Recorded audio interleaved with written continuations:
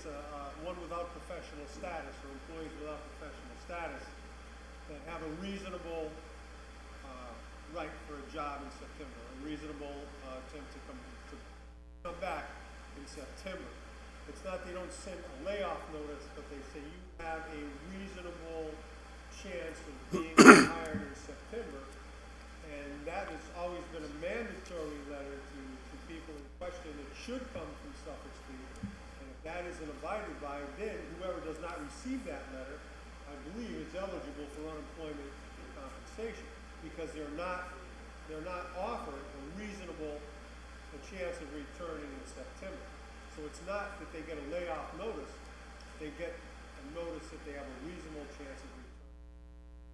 That's the way it's always happened when I was on the school committee, when I was employed in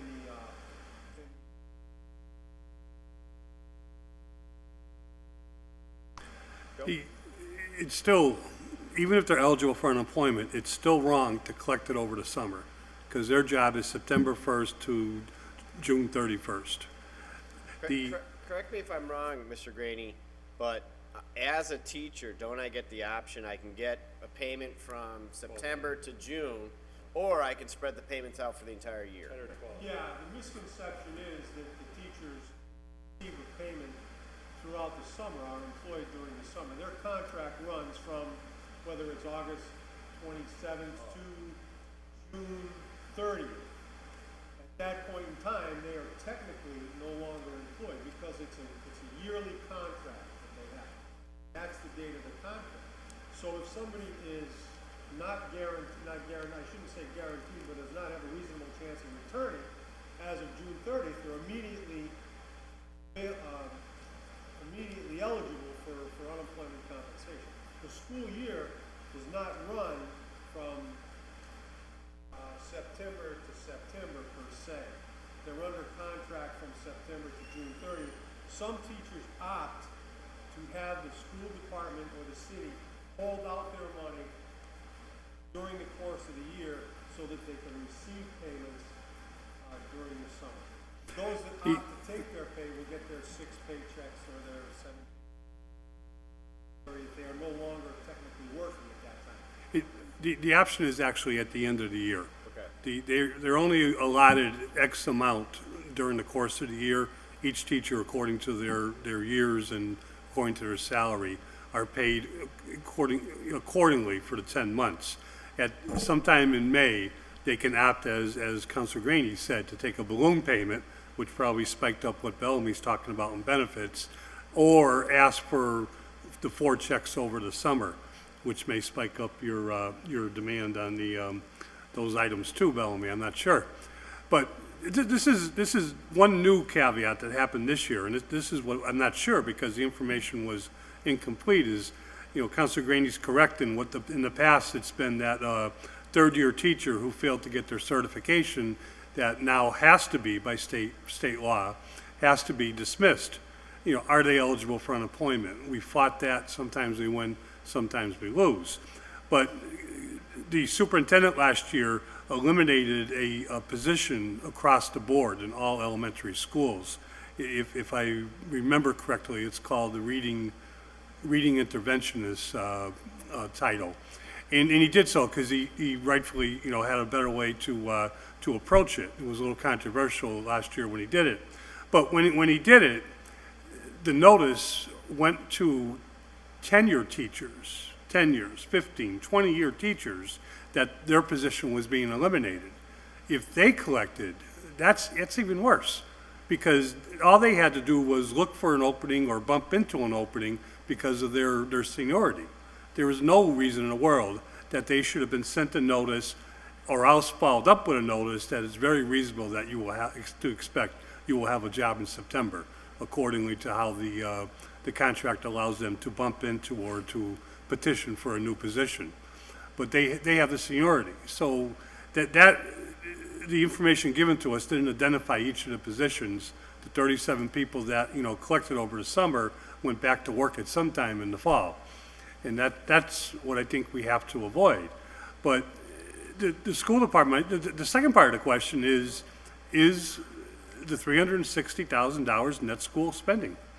Well, that's my question to piggyback on that, Joe, is, Mr. Graney, you were doing, not saying you were doing the budgets, but when you're on the school committee, knowing that each and every year towards the end, there might have been layoffs or unemployment, however you want to call it, was that factored into the budget at all? Do you remember, or? It's not in their budget, it's in our budget. Well, that's my Yeah. point. They don't care. I don't believe that was factored into the budget, unless it was a situation, unless there was a premonition or a pre-warning that there were gonna be cuts in the budget, as there have been in the last, 7 or 8 years. The school department budget has decreased, tenfold, probably, to the tune of $10 million over the last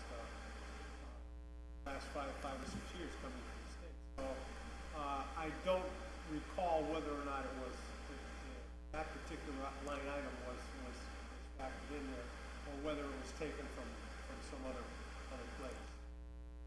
My issue is it should be part of their expense in not coming back on the city.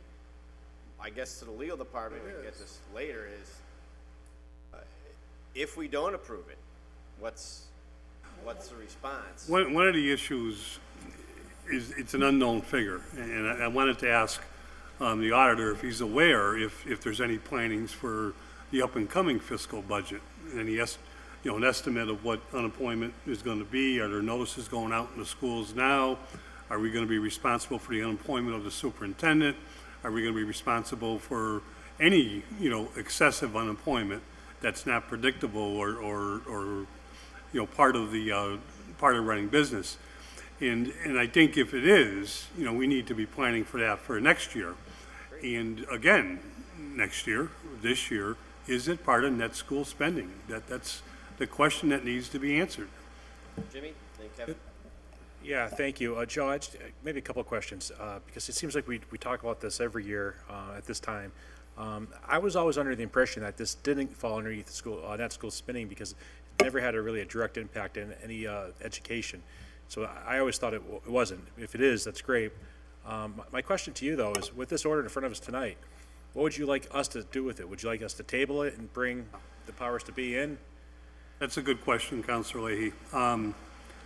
Quite frankly, we have to pay the bill. Yeah. I think it's actually, I think, criminal if the bill is not paid. There's no doubt, the auditor has identified and the mayor where the money's coming from. There may be other questions about that, but we have to pay the bill. Let me try to answer your question about net school spending in a different way.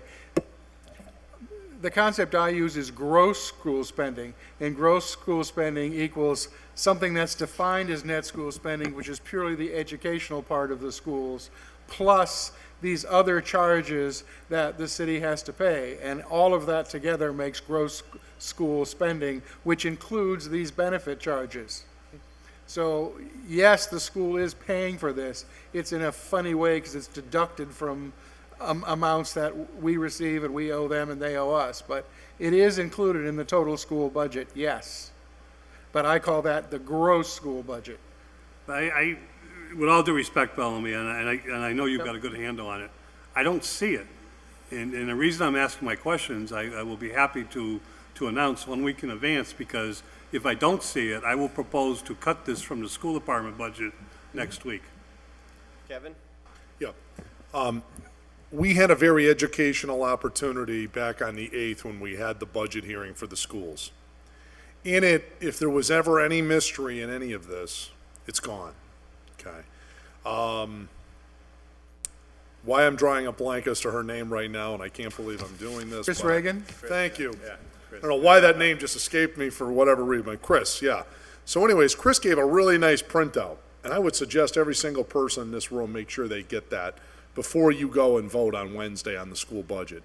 In it, clearly articulating that this is net school spending, that the gross is our minimum statutory contribution, which is slated to be about $10 million, and we have approximately $70 million in Chapter 70 funds for a total of $80 million that need to be given, which is gross, net, whatever you want. But at the end of the day, that is what, we'll call that the gross, to use your term. That is the You are total absolutely right. Yeah, that is the total dollars, $80 million that have to be used for education in this city. Now, we have some credits against that, some credits in advance of that. So we have about $8 million in things that they're not allowed to count towards education that the city contributes in.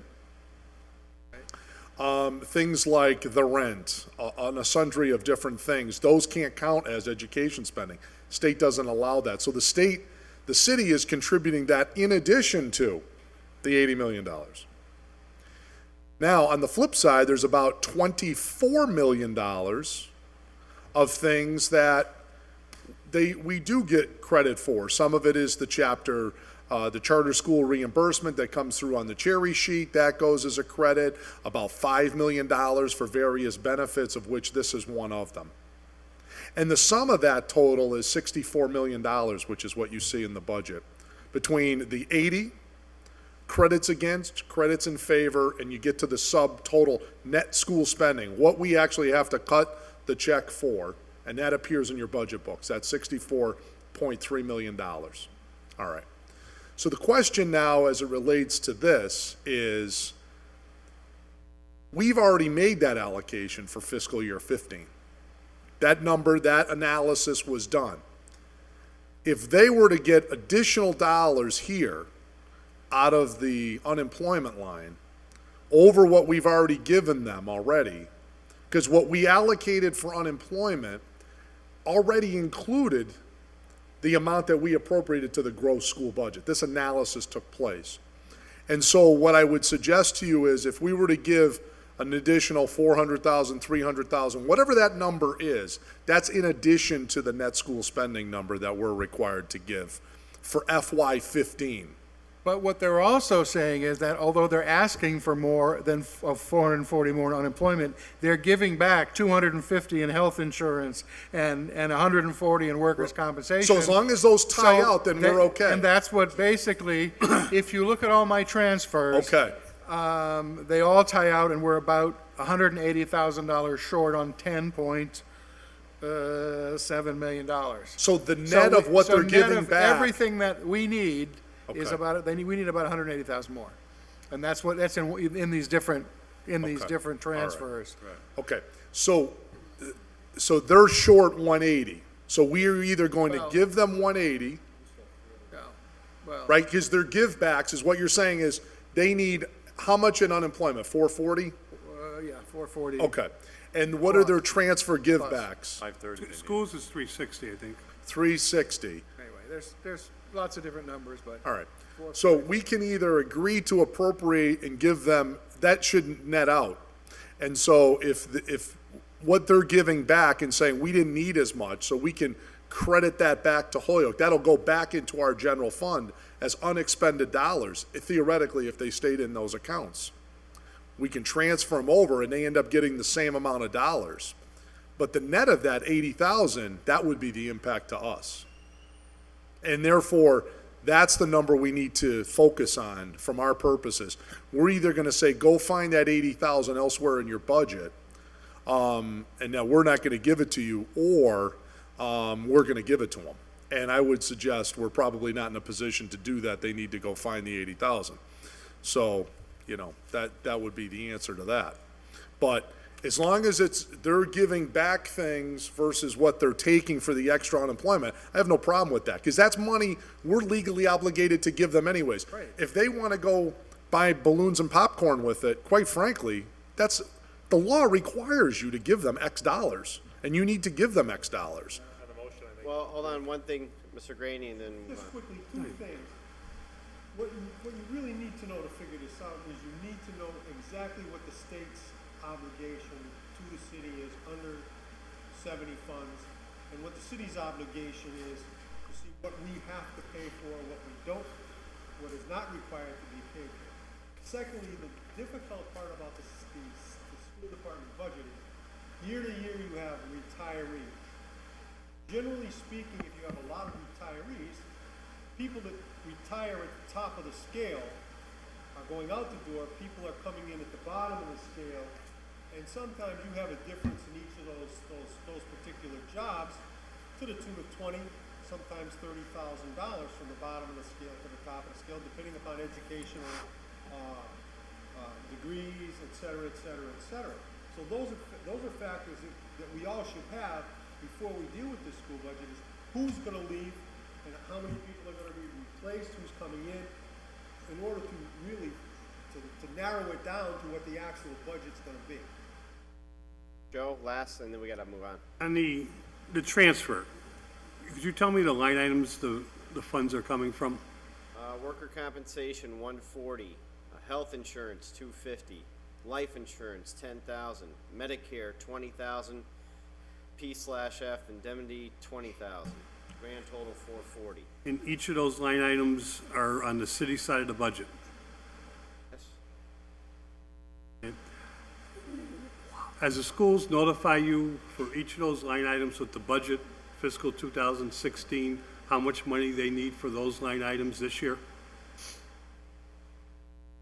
No, they gave me a total. They gave me a total of all benefits, as they did last year. Last year, the number was like 5 million for With all due respect 2015. to Councilor Jordan, they're telling us what they're giving back. They're telling us what they're using, and we have no independent audit of that budget. That's correct. That's what we've been talking about. Yeah. And that's what we Alright, didn't so- get. Yep.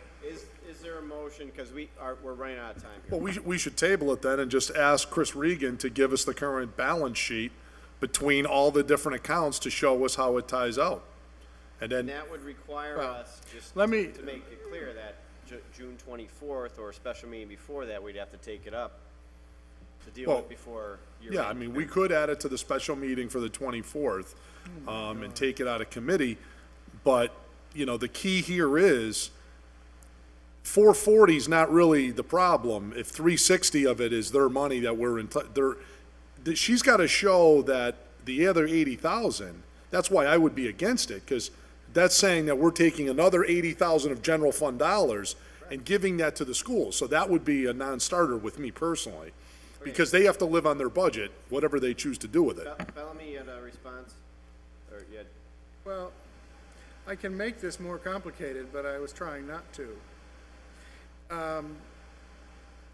What Chris Reagan said last week was that she was saving $700,000 in health insurance, which should be more than enough to pay the 440, and she is right. Because we made a mistake in November when we balanced the budget by reducing the health insurance budget by $500,000. You will recall that. We thought those savings were coming from the fact that people were changing plans, but they weren't. They were coming from the fact that the schools had fewer employees. So above and beyond all these numbers is $500,000 more that the city has saved because of the school benefits. It's just that that was taken out of the budget to balance the budget. I think you're gonna hear from Counselor McGivern, which he will correctly point out. He would probably want to see the spending in each one of those buckets, right? Health insurance comes out of the city side of the budget. Right. So if the money isn't pulled from that line item from the treasurer, they're not giving the money back. It's just an estimate. And that's what we call net school spending. It has to be molded at the end of the year. But we reduced the budget by $500,000, so we're coming in way under budget on health insurance because they're spending less.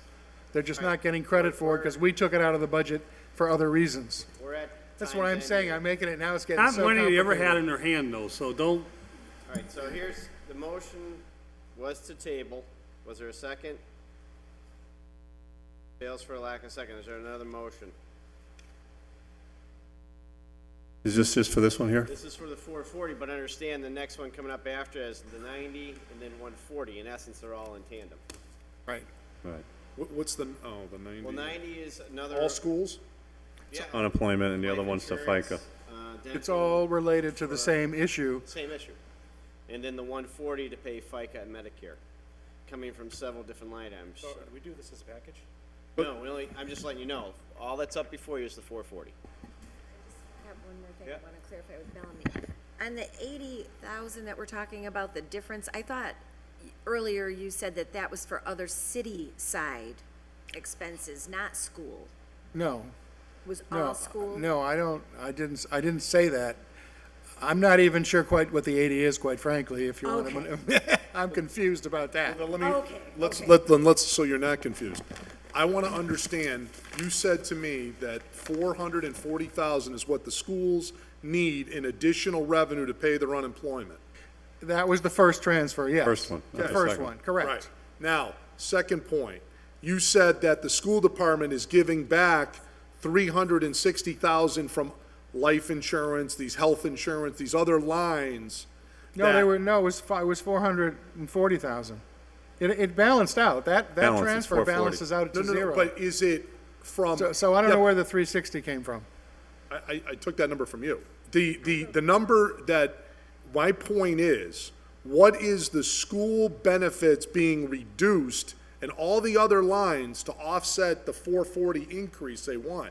These two things for the schools have to be in equilibrium. Yes, right, Because they you are. can't- 'Cause the So big there's- one for the school was health insurance, which was down 700,000. I keep saying that. It's just that we took credit for 500 of it earlier in November for other reasons, and so that's why it doesn't show up here. But they are indeed down 700,000 in health insurance. Or we are, we are. Well, In the order correct, to deal with the time issue. Anyway. the correct way to really do this is, Chris Regan should come in with a sheet A that sheet. says, here's the net school spending Yes. calculation He for can FY take this up. '15. Yeah, she could come in with a sheet showing exactly how her benefits are pluses and minuses. Yeah. And that would So help. We can have that done either on the 24th, or if we want to call a special meeting, we can do it as well. 24th. So that's fine. The 24th could be the consensus, if that's what the committee wants. We can make a So motion I will to table second it. the motion to table to the 24th. All right, so that's what the first one, the 440. The Yes. motion is to table it. It was seconded. All those in favor? All those opposed? All right, so that one was tabled. The next one, make a motion, move from the table as a request for 90,000 to pay unemployment, move from the table. All those in favor? Aye. All those opposed? This is the same thing that relates to the 440. We didn't take it up as a package. Right. So this is non-school unemployment. No, you're Oh, saying it's it. all the same. All the same. Same. It's, well, unemployment, So they have 540, 530? 440, 530. 90. 530,000 in unemployment. no, wait a minute. The second one is for FICA Medicare, not for unemployment. Wait. No, it says unemployment. There's 90,000 for unemployment. Oh, yeah, I'm Two sorry, you're right, I'm unemployment. sorry. 40 for Yeah, I didn't see FICA that. Medicare, Yeah. yeah. So you got a 440 and a 90 going on unemployment. All right, the Second. motion Yes, is to but- table, it was seconded, hold on, it was seconded. All those in favor? Aye. All opposed? It's 5. All Second. those in favor? All Aye. opposed? This is the 140 for FICA and Medicare, which would apply to these two that we just tabled. Okay, so make a motion that be approved. Because that's just going from one account to the other. We haven't decided to actually spend that yet, right? That's going into FICA. Right, it's going into FICA and Medicare. Well, the other ones It's are, coming yeah. from animal inspector, reference librarian, Yeah. library assistant, temps, That's harmless. software licensing, system hardware, training, total 140. It'll just go into the FICA account, That's which where is it's gonna okay. go. Sure. Yes.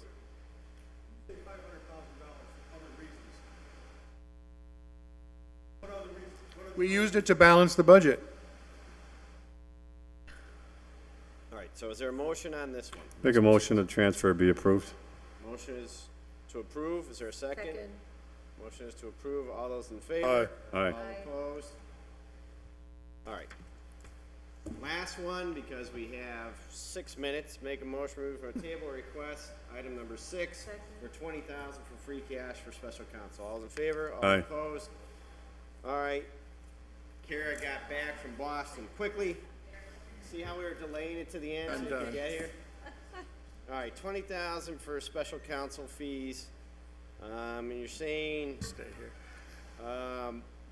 months of May, June, for Sullivan, Hayes and Quinn, Bulkley and Richardson, you're looking for money to cover those bills. You have remaining $15,975. Yes, actually, it's a little bit less. I had sent the updated spreadsheet because we received, I think, 2 more bills. So there's about 12,938,000 left. We still will be receiving, just because The law firms typically bill a month behind. Sullivan Hayes and Quinn, the Bulkley Richardson, to Sullivan Hayes and Quinn actually, because we haven't gotten May or June. And then the Donald Wilcox case was recently assigned to attorney Emma, and so I expect he'll have a bill as well for doing the answer for that. So the amount really, to some extent, is a bit of a guess because I don't have the bills, but What's the average monthly bill? well, the Buckley Richardson ones have been about, the last one was $2,000, but we have selected a mediator, and so I anticipate the next one will be a little bit higher as we begin to prepare for the mediation. The Sullivan, Hayes, and Quinn, the last one was almost $12,000, and that was completing discovery. The next two bills, the Jackie Williams case. It had a number of appeals, and it was extensive discovery, because I assisted in the Second. I don't know if there's any, okay. Didn't we have to give notice for executive session? Yeah, I think so. Oh, okay, okay. Saying a different time, I'd like to hear, I mean, $12,000 for, it just seems outrageous. I mean, I'm happy to, there's nothing that's really privileged in that regard. I mean, it was extensive written discovery, it was depositions, of the plaintiff, of See the bill, though, I'd like Mr. to see, Kane. I mean, I'm happy to provide, I mean, and I can say, I mean, the next bills will be, they just served a summary judgment motion, and so I'm anticipating it will be about the same for this, all right, well, these I need a next two motion in a bills. second. If you can provide the bills to me, I would like to see that. Otherwise, I'm gonna vote no on it. Could I ask too one question, and maybe you could look up as, and, because we've had a number of these where we spend tons and tons of money on discovery. Can you let us know, like, of all the cases, like, how many actually go to trial and go to like a jury verdict? I mean, it seems like there's discovery, settle. You know, $100,000 of discovery, and then it's settle. You know, nothing ever seems to go to actual trial, and we have Well, I mean, a judgment against the city from some jury. Right. Well, because usually how the many of cost those- of trial is gonna far, if the discovery bears out and leads to a settlement that is less than the cost of trial. I guess that's the what it question, and how comes much down is, to. how, In the last two cases that we just did, the two federal court cases, that was the case. The discovery bore out to what were, settlements in the best interest of the city as compared to the cost of what those trials would have cost. Yeah, I'm just wondering how many new, and this is a conversation we'll have to have in executive session, but how many, because the discovery, right? Discovery of new facts, right? Supposed to get all the facts on the table. All the, Theoretically, that's the purpose of it. And, what does the other side have for evidence? What do we have? I'd be interested to know how much facts we learn in the discovery process about these cases that we didn't know pre-discovery. All right, so there was a motion to table. We can always, just as clarification, like the last two, we can take it up on the 24th if that's. That's the will of the body. Yeah, all right, so. We have to put it on the special meeting agenda. And that's why I'm bringing it up, to make sure we address that. Okay, just so. All right, so the motion is to table it. It was seconded. All those in favor? All those opposed? No. So all those in favor, Kevin? Yes. Jimmy? Yes. Linda? Yes. Peter? No. Todd, yes. can I just ask, are you gonna plan an executive, or what do you want before that What meeting? we'll do is, after this, we'll set up a request for another meeting, because we have to have a finance meeting to bring in that consultant from the salary girl. She's actually a lady. She's a lady. So it's gotta be next week, so before the, Make a motion, or not a motion, we can set up that meeting for next week. At the same Okay. meeting, we I can won't- have an okay. executive session.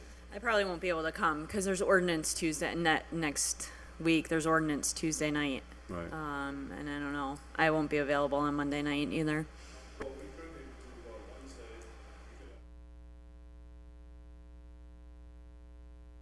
Well, it's already early, isn't it, the Wednesday If meeting? that's the only option. Oh, you haven't? Wednesday would be fine, that's, Wednesday? before, does it?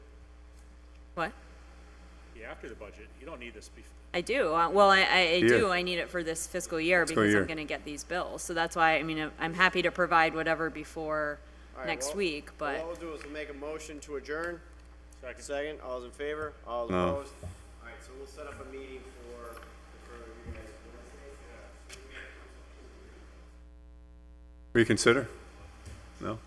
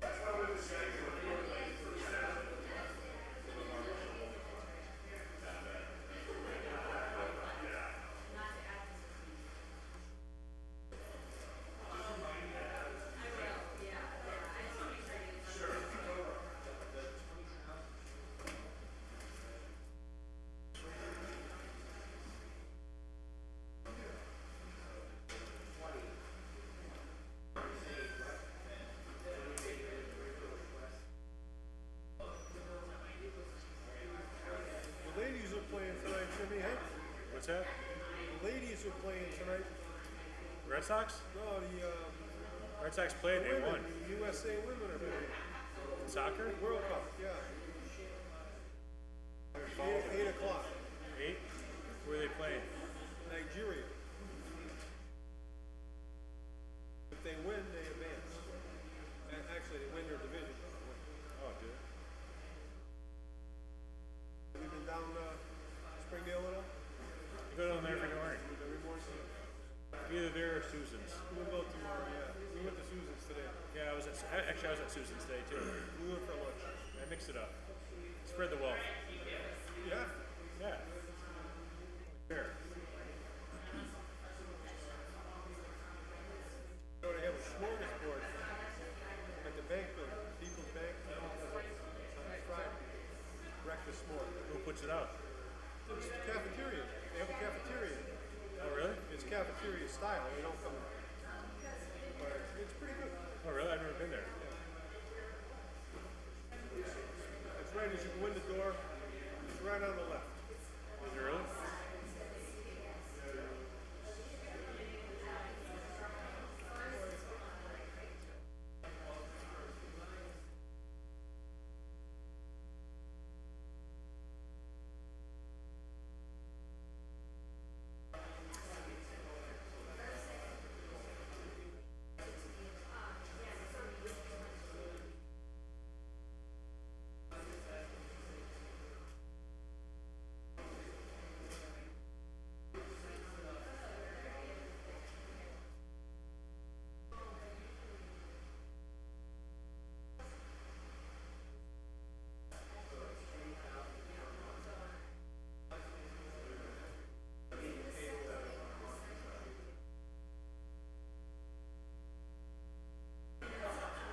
Gonna have to sneak across the bridge one of these days over to Al's Diner.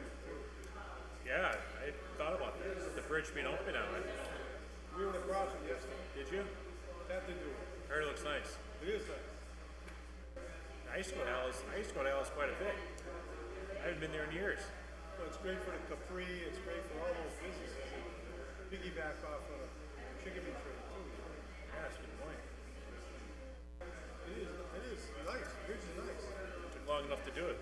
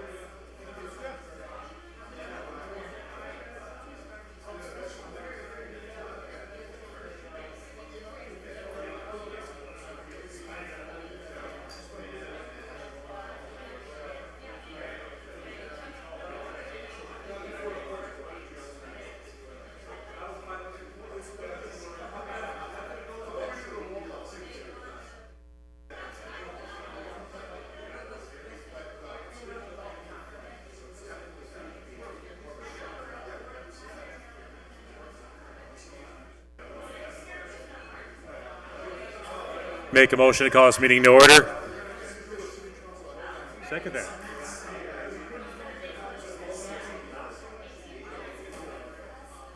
don't want to be here till 11 o'clock tonight. You will be. You want to bet the over-under?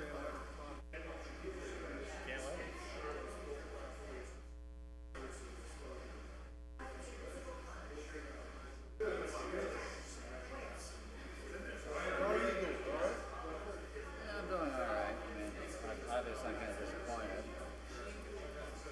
Now that kid Kurt's out too. But he was, you know, Kurt, who's going to run work for, John Lincoln. He's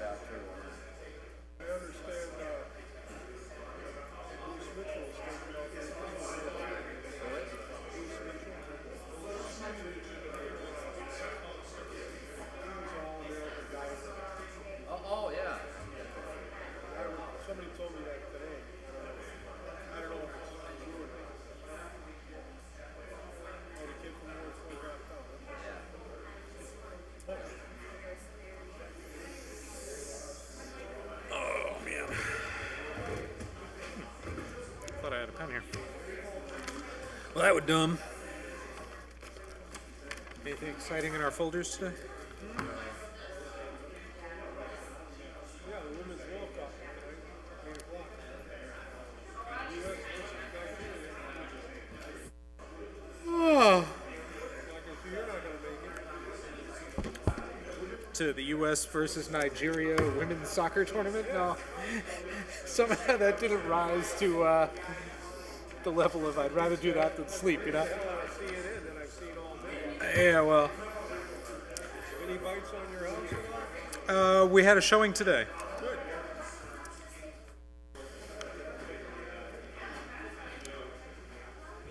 Works, sewers. Somebody wants to buy a patch of land. Agenda. TJ O'Connor. The commercial hood cleaning program. That's a good thing. More minutes. That's these. 232 Beach. Oh, I know this one. Just that one question I was gonna ask you when you took the podium. How are you? How's it going?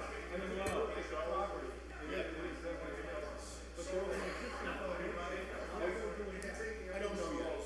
If I can get somebody to come in and work it so that, you know, with some AutoCAD, I can put a two-family on that foundation, you know. I don't know after 10 years of exposure whether it's sound or, you know, it's not. I just have to bulldoze it out of there and put a new one. Yeah, that's the one thing that struck me. Yeah, and we don't really know how to clean the place up anyway. An engineer's got to get down there, you know, around it and do some soil testing. My sense is if they've got good rebar, it's probably fine, but if it's bowed or cracked anywhere, I just haven't That's seen it. the concern, those are, Yeah. the other situation is that house truck. That one, I'll tell you what, even if that's going to receivership, it would be a tough. They've been empty for a long time, there's been a little urban mining that's going on there, so they're doing it. And the cost exceeds the value.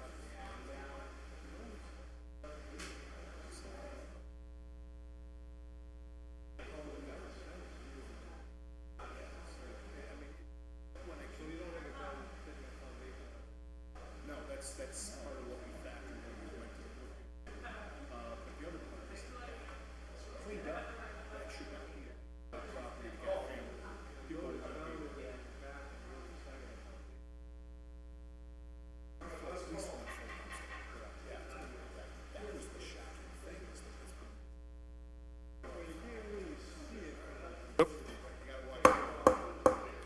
I'd like to call this June 16th session of the Hoyoke City Council to order. The clerk will call the roll and record those members present. Alexander. Here. Bartley. Here. Bresnahan. Here. Chatnough. Here. Graney. Here. Jordan. Here. Leahy. Present. LeBron Martinez. Here. Lisi. Here. McGee. Here. McGivern. Here. Soto. Tommen. Here. Bacon. Here. Valentin. Here. All rise for the Pledge of Allegiance, please. I pledge allegiance to the flag of the United States of America and to the republic for which it stands, one nation, under God, indivisible, with liberty and justice for all. God bless America. And the city of Holyoke. And the city council. We have 4 items currently laid on the table. Is there any desire to remove any of the 4 from the table? Item number 3 from the table, please. Okay, Second. all right, there's a motion that's been made and seconded to remove item number 3 from the table. All in favor? Aye. Aye. Opposed? No. Noes have it. Show of hands, please. Okay. If you're in favor of removing item number 3, please raise your hand.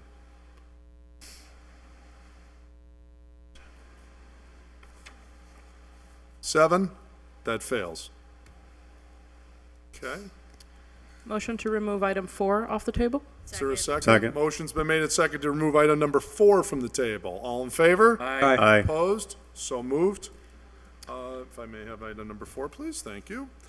Introduced by Counselor Valentin is an order that the HG&E install lighting in the alleyway behind 171 Beach Street to address safety concerns from residents. So, my motion is gonna be to give this leave to withdraw, and I'll explain why. Okay. Is there a second? Second. Okay, motion's been made and seconded to give leave to withdraw. Under discussion, Counselor Valentin. Thank you. This is the item that we discussed at our last council meeting, regarding a property in Ward 4 and, some safety concerns from residents in that area. And it prompted a pretty, lengthy discussion here in chambers about how does this extra lighting work? Who's paying the bill? How is this kind of all coming along? So, I had some email conversations with Mr. Lavelle from HG&E and was able to get some clarification as to not just this case, but also the 2 other cases that had been filed in terms of Ward 4 orders. So I'm giving it leave to withdraw at this point because after conversation with Mr. Lavelle, what I found out is he actually sent me a pretty comprehensive sheet in terms of pricing and how it all kind of goes around. And it seems that the light or the extra lighting that was set up behind 75 Linden Street, which is the oldest order related to this, and the one that was installed, was done in a way because once they received the order from the city council and the approval from the mayor, it was kind of adopted as a city street light. So I know that we are not in a position to open that can of worms right now, because I would imagine that we would have many residents coming through saying, I would like my alleyway lit up. And so, unfortunately, I'm going to have to just give this leave to withdraw and go with that. The second order that had been very similar to that, which was at the corner of Pine and Appleton, that lighting was never installed. And so that's what also prompted some more information. And he said, the residents are we're more than happy to have the residents look at what the options are, but if it comes through the city council, we're taking it as the city is paying for it. So I'm not going to open that can of worms. So I'll give it leave to withdraw. Okay, very good. But just wanted to share that information Thank you, because that's it was very helpful. and I'm happy to forward the email with the information in case other folks get questions from their ward Yeah, send it this way. constituents. Yeah, Yep. I appreciate that, thank you. With any further discussion? Hearing none, all in favor of giving leave to withdraw? Aye. Opposed, so moved. Takes care of item number 4. President, if I could, Yes, sir, Councilman just McGivern. a point of personal privilege on item number 1. I Sure. would just ask, as we did last year, that we send out a notification, invitation request to department heads and stakeholders to be at the June 24th final budget meeting. Yeah, Ryan, would you be kind enough to remind our distinguished department heads and interested parties that that meeting will be taking place and their budgets will be being discussed and they may or may not want to be present if people have any last-minute questions. All right, we have now come to the public comment period. First up, we had 2 individuals sign up for public comment. The first up is Owen Broadhurst, who resides at 1328 Northampton Street here in Holyoke. Owen?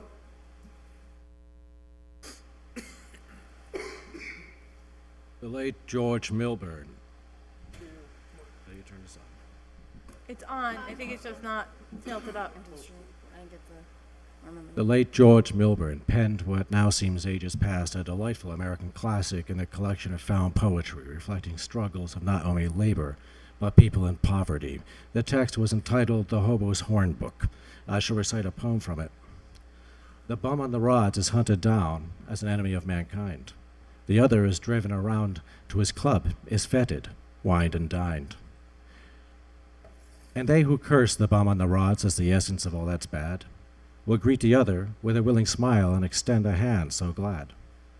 The bum on the rods is a social flea who gets an occasional bite. The bum on the plush is a social leech, blood-sucking day and night.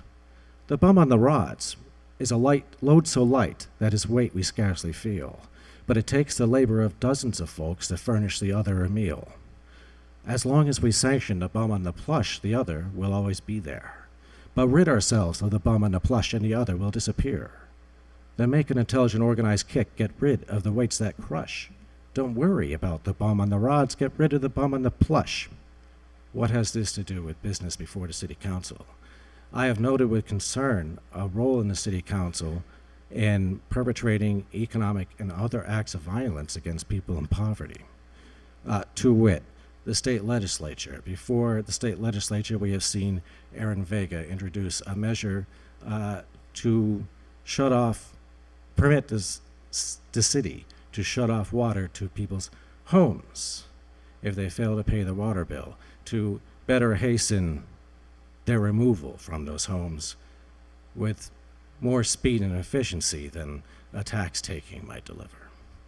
To wit, 2 weeks ago, before the city council was introduced a so-called panhandling measure to criminalize people in poverty, discussion of which revealed how some city councilors found food insecurity humorous.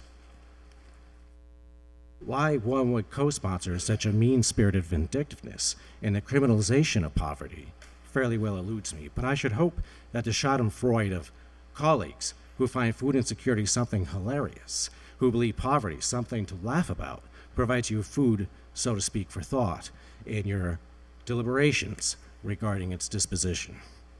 For that is precisely what we witnessed 2 weeks ago.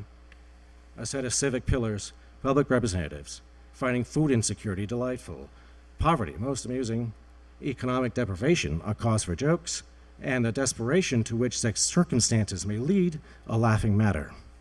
That fact should horrify the whole entire community. To be so very thrilled by food insecurity, to find a joy from it, and actually beam, it was a shameful display, morally reprehensible in its callous, complete lack of compassion. The proposal is a moral abomination within itself. And yet I hope that the fashion in which it was received may cause some co-sponsors to distance themselves from it. May wisdom guide your deliberations. Godspeed. Okay, thank you. Our next speaker is Will Melendez. Will lives over on Beach Street. Here he's claiming address at the War Memorial Department, and that must be in as your assistant director role. Will, what would you like to share with us this evening? Well, I wish to remove my name from that list. Okay. I had a misunderstanding that it was something else. Okay, so you're all set. Thank you. Thank you. And we continue. Mr. President? Councilor Bartley. Yes. Can I make a motion to suspend the rules and take number 35 out of order? Second. Sure.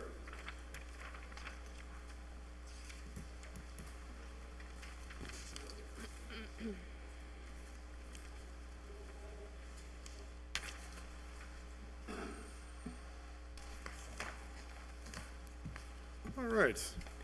Motion on the floor from Councilor Bartley, which has been seconded, is to take up at this time, out of order, item number 35 introduced by himself and Councilor Valentin.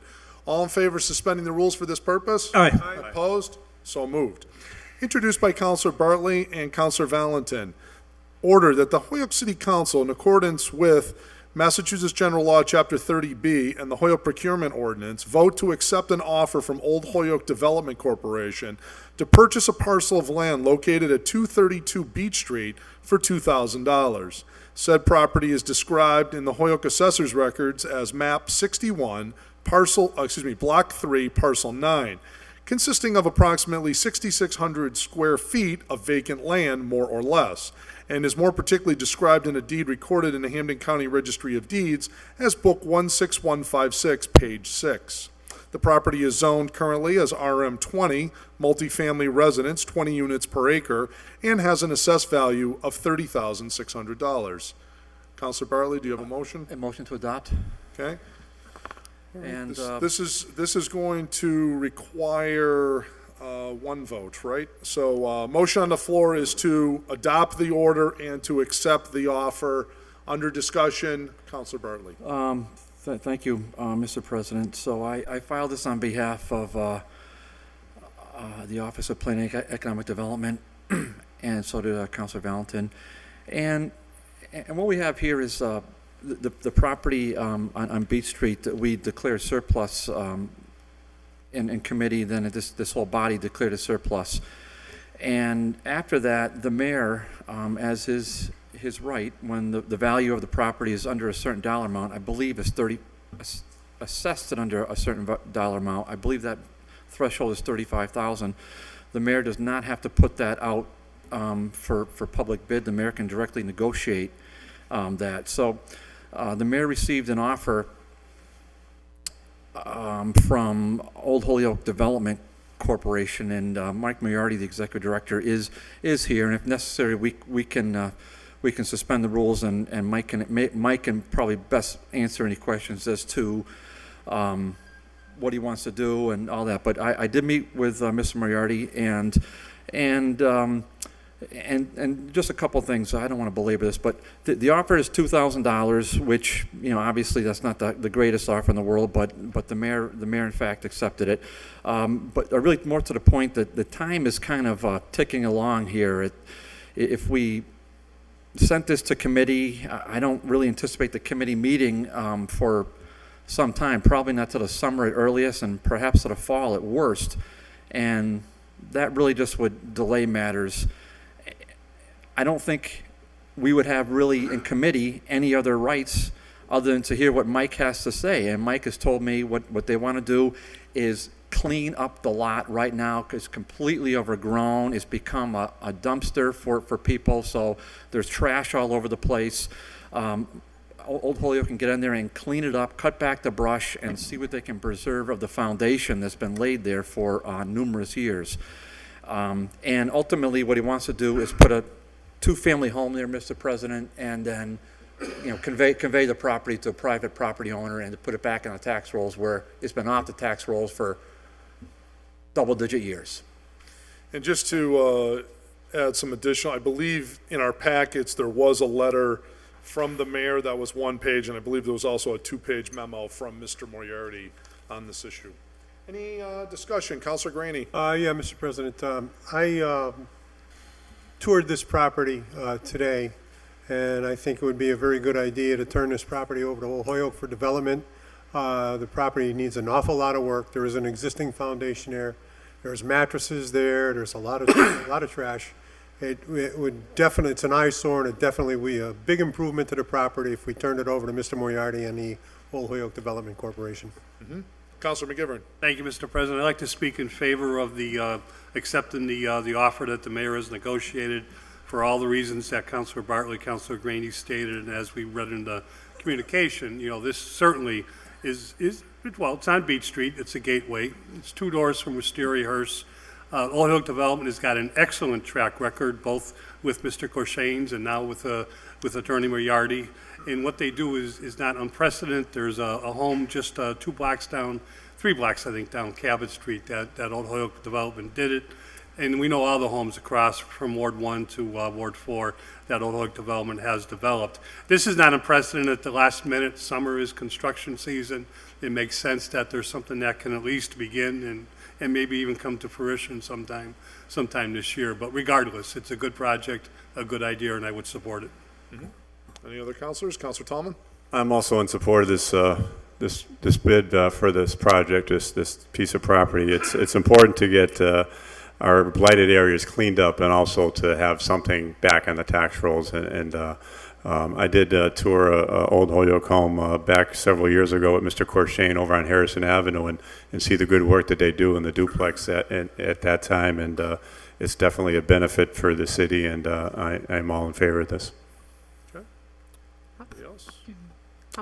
Councilor LeBron Martinez. Yes, thank you. I'm also in support of the Old Holyoke Development to have this opportunity. As we know, they have done great work in bringing areas that are blighted and that needs some support. So I'm in favor of this particular project. Thank you. Okay, great. Councilor Bartley? Yeah, just very quick. When I was speaking with folks today in the business community, they're not even aware of what we did with the property between the Taj Mahal and CVS. I mean, they're not, nobody's aware of it. But yet, it's this council that's moving stuff along. I'm not going to say the 2-word phrase because I know we laugh at it all the time. I won't say it, although I want to say it, Brez. You mean pro-business? Business friendly, damn it. Maybe say it. I'm sorry. But it's this council that's moving it along. And I think every councilor here should take a bow for that, because I know Mr. Moriarty, he's very involved in Rotary and all these I know I joke around a lot. I joke around a lot, but all kidding aside, I think this council deserves a lot of credit for moving that forward and then taking this which looks like which was nothing but it was a nothing until this council took it and moved it into the mayor's hands and allowed the mayor to negotiate it and get it out into what we hope is the private sector. So, thank you. Yes. On the motion. Anybody else? All right, without further ado, the clerk will call the roll. A yes vote is in favor of adopting item number 35 and selling 232 Beach Street to Old Hoyok Development for $2,000. A no vote is to deny it. Valentin, Yes. Alexander, Yes. Bartley. Yes. Bresnahan. Yes. Chatnoff. Yes. Graney. Yes. Jordan. Yes. Leahy. Yes. LeBron Martinez. Yes. Lisi. Yes. McGee. Yes. McGivern. Yes. Tallman. Yes. Bacon. Yes. Unanimous. By your vote, you've approved the sale of that piece of property to Old Hoyok Development for $2,000. Mr. Best of President, luck to you. Mr. President, Yes, Councilor McGee. can we suspend the rules and take item 31 out of order? Second. Okay.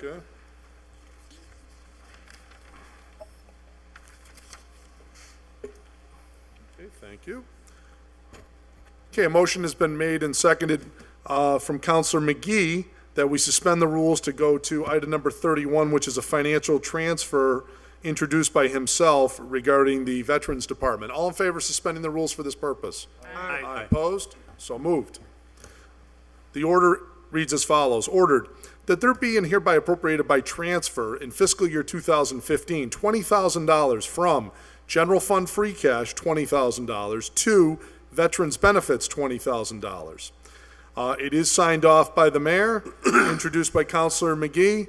Make a motion to receive, adopt, pass first reading? Second. Okay, motion's been made and seconded to receive the order, pass its first reading. Under discussion, Councilor McGee.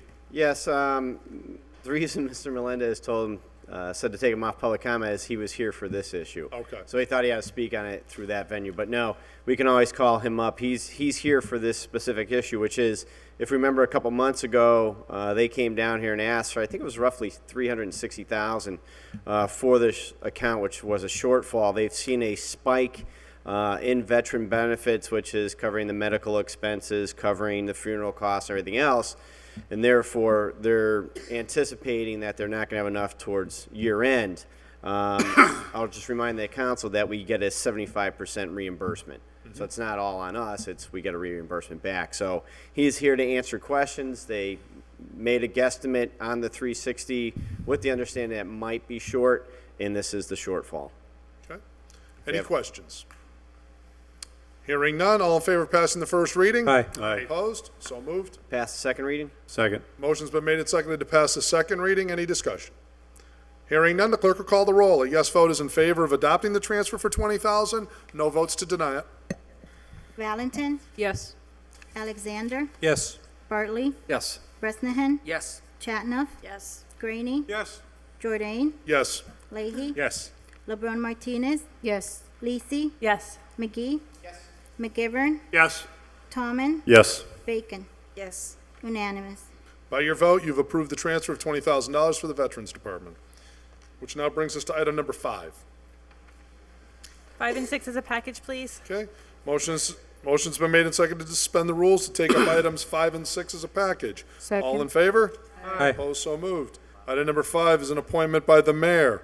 He is hereby reappointing Carl Eager of 1966 Northampton Street to serve as a member of the Board of Directors of the Holyoke Economic Development and Industrial Corporation, representing the real estate sector. This is a 3-year term. Said term will expire on June the 30th, 2019. Make a motion to reapprove, confirm the appointment? Yep, just one second, let me read the second one. Second appointment that he is making is also a reappointment. This is of Matthew Mainville of 19 Lexington Avenue, to serve also on the Board of Directors of HEDIC, representing the low-income sector, also a 3-year term expiring June the 30th, 2019. Motion's been made by Councilor Leahy to receive both of these appointments and to confirm both, and to suspend our rules for that Second. purpose. And that has been seconded. Any discussion? Councilor Leahy. Just very briefly, I know we all know both gentlemen in here. They're very hard workers and they're very diligent and take what they do very seriously. So I'm very, very happy to make that motion. Okay, anybody else? Counselor McGivern? I would support the endorsement also. Both Mr. Manville and Mr. Eager have near 100% attendance. Carl's been the chair of HEDIC for some time now. They both offer positive things towards the proposals that the city council and mayor put in front of HEDIC. Anybody else? Counselor Tallman? Also very support these two individuals that are very hardworking and really dedicated to the community in which they serve. Okay, great. All right, without further ado, all in favor of receiving and adopting and confirming these two appointees of the mayor? Aye. Opposed? So moved. Item number 7. Be received and approved. Second. Okay, motion's been made and second to receive and to approve item number 7, which is from Irma Lopez and Ryan Allen, who are the Assistant City Clerk and Administrative Assistant to the City Council respectively. These are the minutes of the June 2nd, 2015 council meeting. Motion on the floor is that these be received, approved. Any discussion? Hearing none, all in favor? Aye. Opposed? So moved. Item number 8. Item number 8 is a communication from Helen Norris. It's a letter requesting leave to withdraw without prejudice of the application for a zone change of the Whiting Farms Road parcel ID 116-00-001. In it, it's a letter dated May 31st, 2015, addressed to Councilor Lisi. This letter respectfully requests that the City Council provide leave to withdraw without prejudice for the application for a zone change of Whiting Farms Road, parcel 116-00-001, that was submitted by Helen Norris to the City of Holyoke on December 12th, 2014. It's signed by Helen Norris and 11 other individuals. Let's see if there's any more signatures beyond that. No. Signed by 11 individuals. Receive? Motion to receive.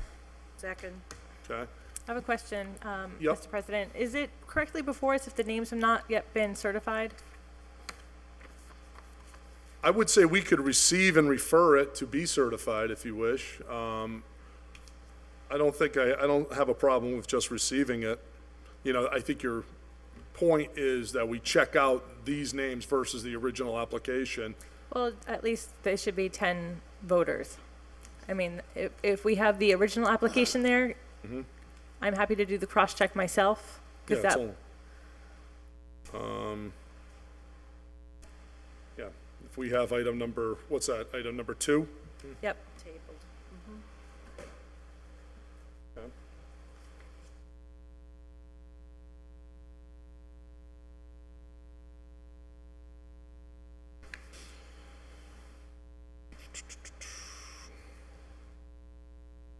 Helen Norris, Connie Brooks, Whalen, Collins, Moynihan, Keefe, Sickler,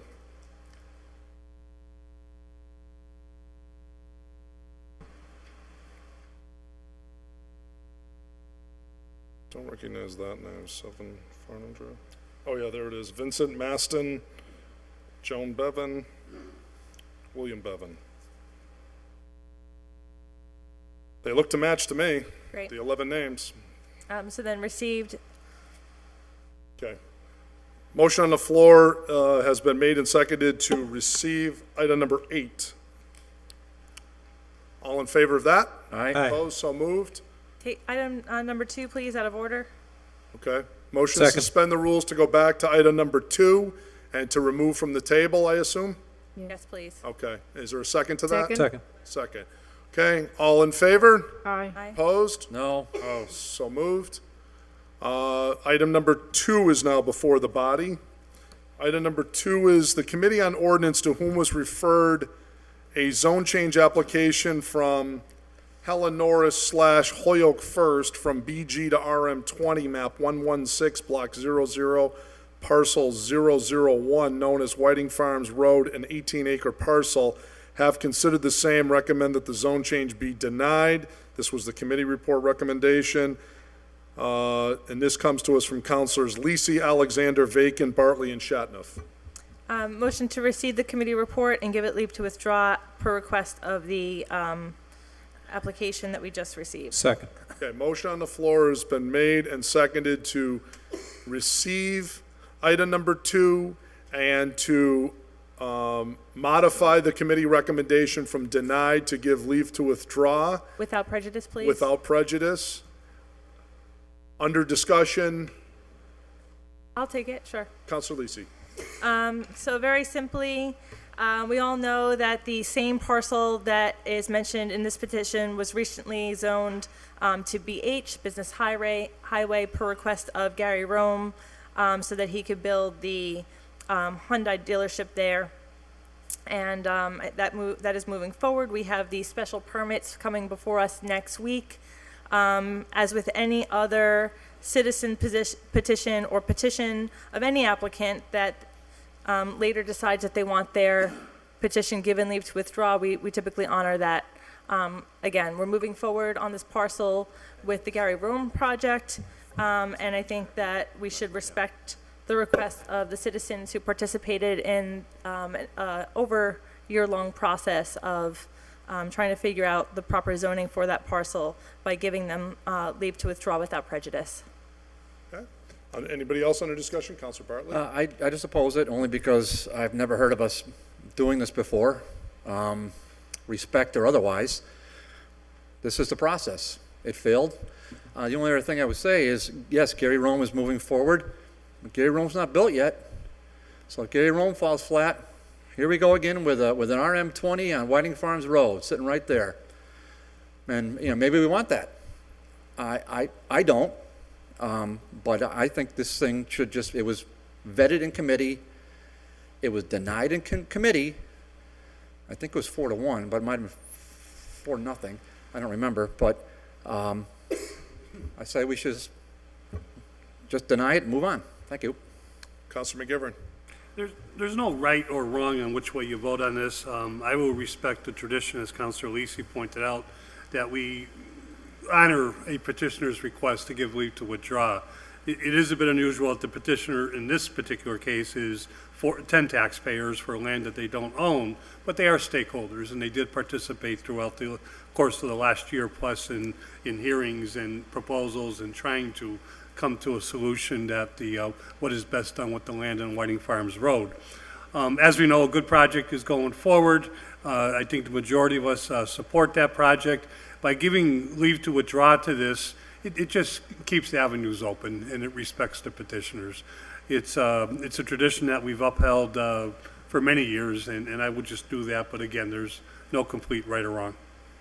Okay. Anybody else like to be heard on this issue? Okay. Motion on the floor right now is to give the item leave to withdraw. Clerk will call the roll. Yes vote is in favor of giving leave to withdraw to item number 2. No vote is to deny. Valentin, Yes. Alexander. Yes. Bartley, No. Bresnahan. Yes. Chatnoff, No. Graney, Yes. Jordan, Yes. Leahy, No. LeBron Martinez, Yes. Lisi, Yes. McGee. Yes. McGivern, Yes. Tommen, Yes. Bacon. Yes. 11 yeas, 3 noes. Okay. By your vote, you've given item number 2 leave to withdraw at the request of the petitioners without prejudice. Thank you. Yep. And this now brings us to item number 9. Let me see, my assistant here has left us for the moment, but I will find it. Okay. All right, I did find item number 9. Item number 9 comes to us from Mr. Authier, Robert Authier of, I believe, South Street, 485, I believe, South Street. And he has a petition and a letter attached to that petition, who he states is from 126 residents of the city of Holyoke. In this petition, he is calling for the Holyoke City Council to ask the district attorney or attorney general to conduct a formal investigation on Mayor Alex Morse and his decision to pay former city solicitor Heather Egan $45,000 under her termination. He then goes on to articulate a number of different points in the letter, which spans about 1 page. I can read that or I cannot read that. That's the pleasure of the body. Are there specific items that are being requested to investigate? Because I think that's what the Attorney General's letter to us specified. Let me read the letter. Petition states as follows: we, the undersigned residents of the city of Holyoke, do hereby request that you ask the DA or AG to conduct a formal investigation regarding Mayor Alex Morse's decision to pay former city solicitor Heather Egan's $45,000 upon her termination. Said investigation should determine whether there was anything unethical, illegal, or improper about the circumstances surrounding the payment. Thank you for your consideration. I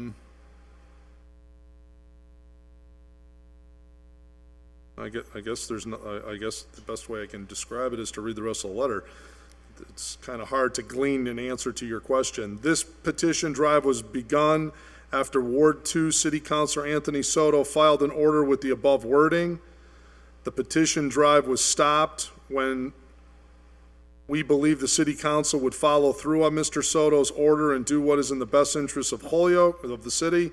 Believe me, many, many more signatures could have been obtained because not a single day goes by without someone new asking about the status of the $45,000 payment. Without a doubt, this is the biggest issue Holyoke residents, most of them voters, are asking about. I decided to send this letter and petitions after Tuesday night's council meeting when it became clear that some councilors wanted to drop the matter. For example, I was shocked when Kevin Jordan said the city council should skip filing an ethics complaint because of the attorney general's decision not to investigate the situation, and when Dan Bresnahan basically defended the mayor and said he had the authority to do what he did. I read the assistant attorney general's comments about the agreement, and I spoke with some lawyer friends about it, and they said the assistant attorney general's opinion left the door open for an investigation when they said, quotes, the settlement agreement on its face. I think that means that they base their decision only on the document itself without asking questions of either Morse or Egan. What is needed is an investigation into what was behind the agreement.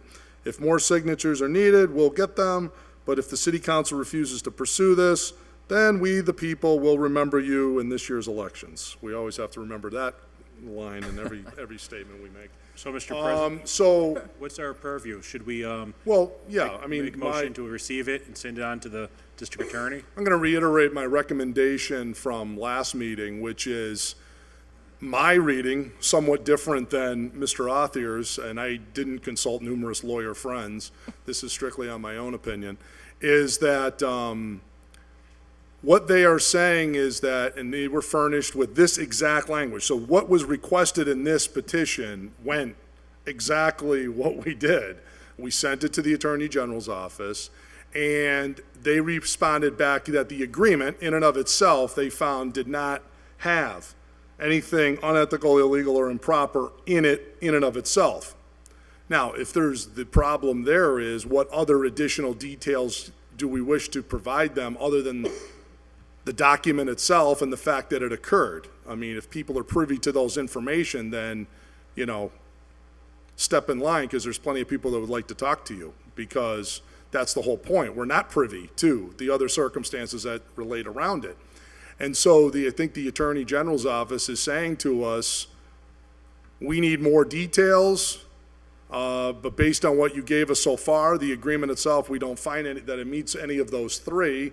You also could consider sending it to the State Ethics Commission to have them vet it. But my point there is I think we would want to specifically state what we feel is how would it violate 268A and the other ethical statutes that exist one thing that I had considered also at the last meeting, and I'll reiterate that again here, is we may want to refer this to the law department, have them review it and see if they've come to some determination or could come to some determination as to different laws that may or may not have been violated. I think these state agencies are looking for more, spell it out very clearly where you see this specifically violates, maybe using some statute or otherwise. So, Counselor Bartley?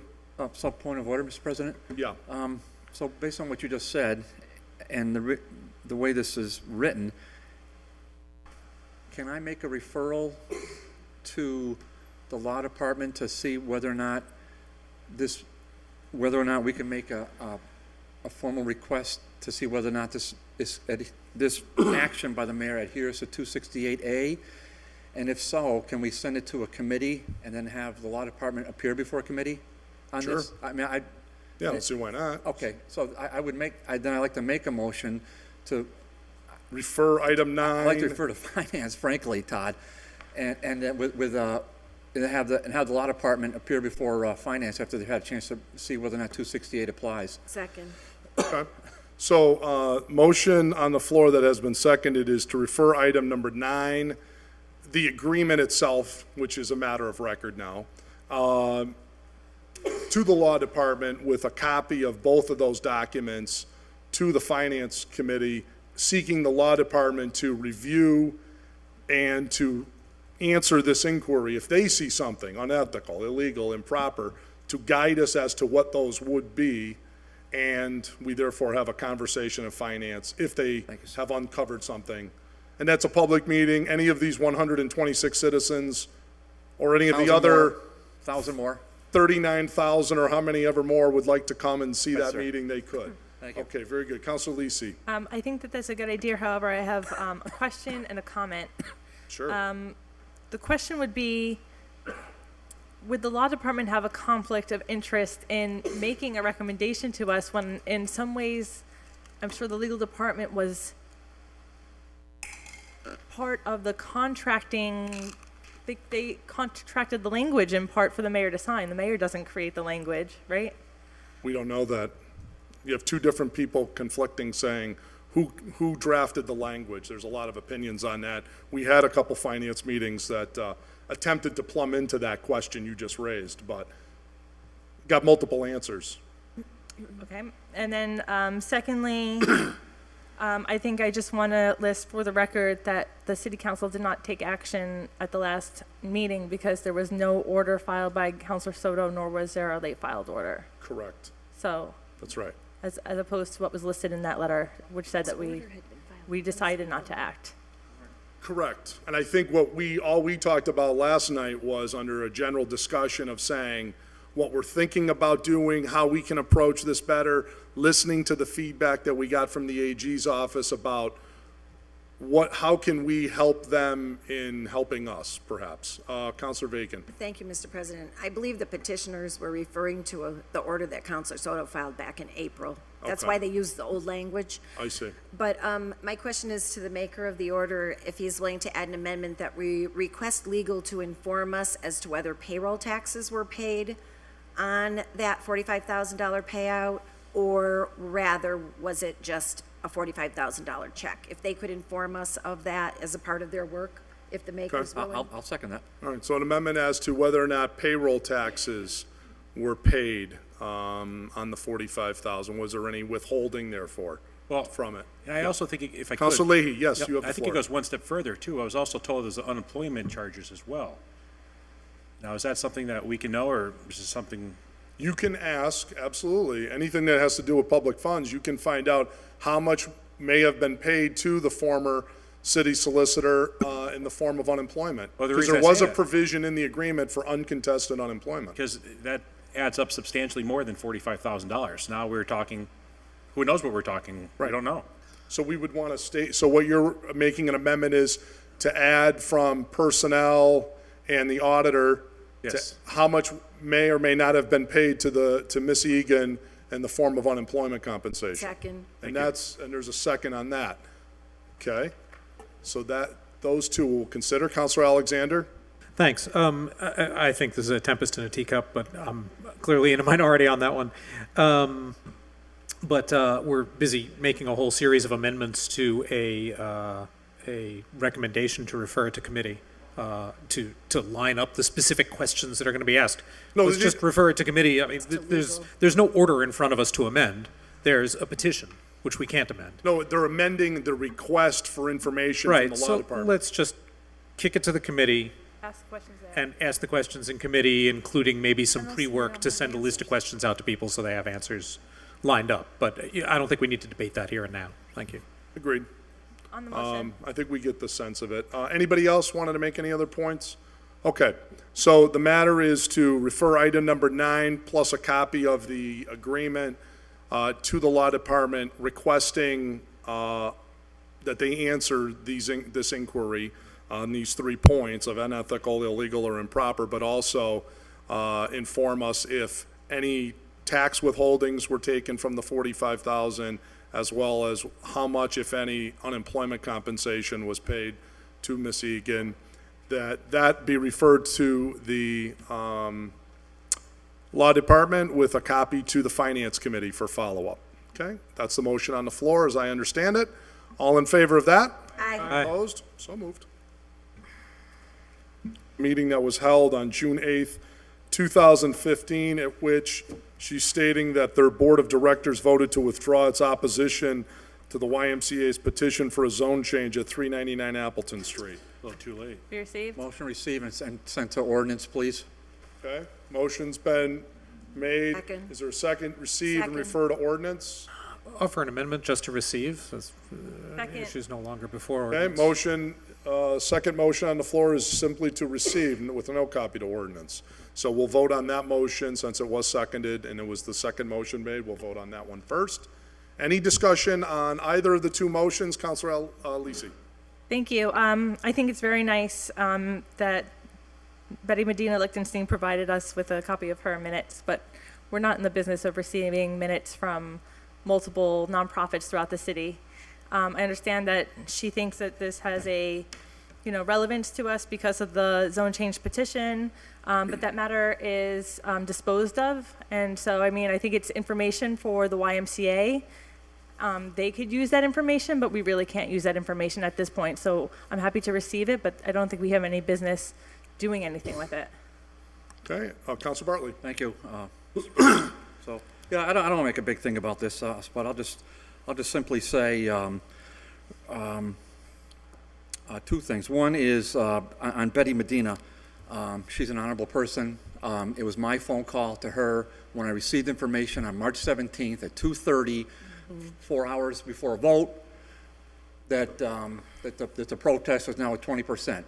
So I had a chance to call Betty and talk it out with her, and Betty did the honorable thing. She went back to her board. Of course, it's a process. She went back to her board, and they thought it out, and the letter's very clear. They're no longer part of the protest. As I indicated, that was going to be the case that night. Didn't resonate enough, but I indicated that they were always going to be supporters of the YMCA. How it came to pass that this happened, I don't know exactly, but I will say this in addition, Mr. President, that I had a conversation with HAP Housing shortly after the vote, and a very pointed conversation about their involvement with political matters in the city of Holyoke having very little to do with them. And I received a copy of a letter that was sent to Chairman Lisi and the Ordinance Committee. And this is HAP Housing saying that it supports the other order that I refiled, what I took and just changed Gordon's old order to have parking by right in certain districts via special permit. So it's an unfortunate situation that we got ourselves into, but hopefully what this will end up doing is that we had, just so the public knows, we've had some very productive meetings. The most recent one was last Tuesday in ordinance relative to that special permit parking right, which is being reviewed in planning. And I expect to be back before ordinance in short order. And then we'll be back for this body so that we'll have a chance to get the parking lot or to apply for the parking lot via special permit. Thank you. Did I see a hand up over on this side? Anybody want to speak? Okay, just want to make sure everybody got heard from. Okay, Counselor McGivern? Just like to thank Betty and the board for their reconsideration on the action. I think, as always, their best interest is the neighborhood and their tenants, probably more than anything. And I know former Councilor Lopez would always vote what's right for the tenants. The interesting part is that this is information for us, information for the Y. Long time ago, it was the Y that came and supported the Valley Housing Project when it needed a vote from us to put the row houses up. And I think now that the YMCA has some options, I hope we can get that special permit process moving. Counselor Valentin? Thank you. For folks at home who have no idea what letter we're talking about, just briefly, the summary is that the Board of Directors of Valley Housing Development Corporation had a meeting, I'm going to say June 8th, maybe about a week ago. Kathy Beans was at that as the director of the YMCA. And I believe someone from HAP Housing was there as well. And there, just to let folks know at home, there were 3 board members at that meeting. Betty was actually not there because they were using this meeting to receive that person's letter of resignation.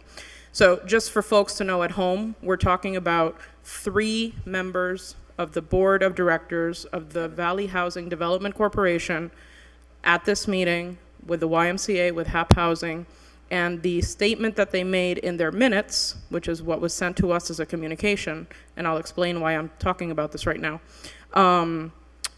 The summary was basically that they had heard from tenants after the vote that they wanted to support the parking because they didn't want an empty lot that was not kept up. So that's pretty much the summary of that. The reason I'm saying all this is that, and the reason I'm supporting the amendment of receiving and not sending this to ordinance, is because the vote that we took on March 17th was a final vote. And so I want folks at home to know that if this were to be revisited, it would have to be started from scratch. It's not that we get to reconsider that vote. So I just want to make that very clear for the folks that are watching at home. When we received this communication from Betty from Irma, via email, I immediately reached out to Kara and just kind of asked, what does this mean right now? Because I wanted to have some clarity, because I had actually had some conversations with Betty before that vote. And it seemed like the board was pretty on board, no pun intended, with being part of that petition. So I was a little surprised by that, and that's another piece. But so what we heard, or what I heard from Kara, is that, like I assumed, our vote on March 17th is final. There's no reconsideration of that at this point, and so if the Y is going to look to start this process all over again based on this new information that they have, then I'm not sure why we would do anything other than receive it at this point. So that's why I'm going to be supporting the amendment that Councilor Alexander made about just receiving it. Thank you. Okay. Councilor Bresnahan. Just so everyone remembers, due to this petition that is now being withdrawn, the vote had to go to a supermajority as opposed to a simple majority. And I will tell you that in some of my conversations with the property owners in this very vicinity, some of the very large property owners in this vicinity, they too will be submitting letters withdrawing their signatures on the petition because, in their opinion, the information that they were given to sign the petition was misleading. So I would anticipate more letters, if not one in the late file, I don't know, but I would anticipate another letter coming from other petitioners withdrawing their signatures from this petition. It is unfortunate that this petition was dropped on our lap last minute, ninth inning, and then we had to get a supermajority on a process. And I don't want to use the 2 words that my friend Mr. Bartley doesn't like to use, but it is unfortunate that we were not able to get that matter resolved and move on to different things. Thank you. Okay, without further ado, first motion that we're going to vote on is an amendment from Councilor Alexander, seconded by Councilor Lisi, that this matter, item number 10, be simply received. All in favor of that? Aye. Opposed? No.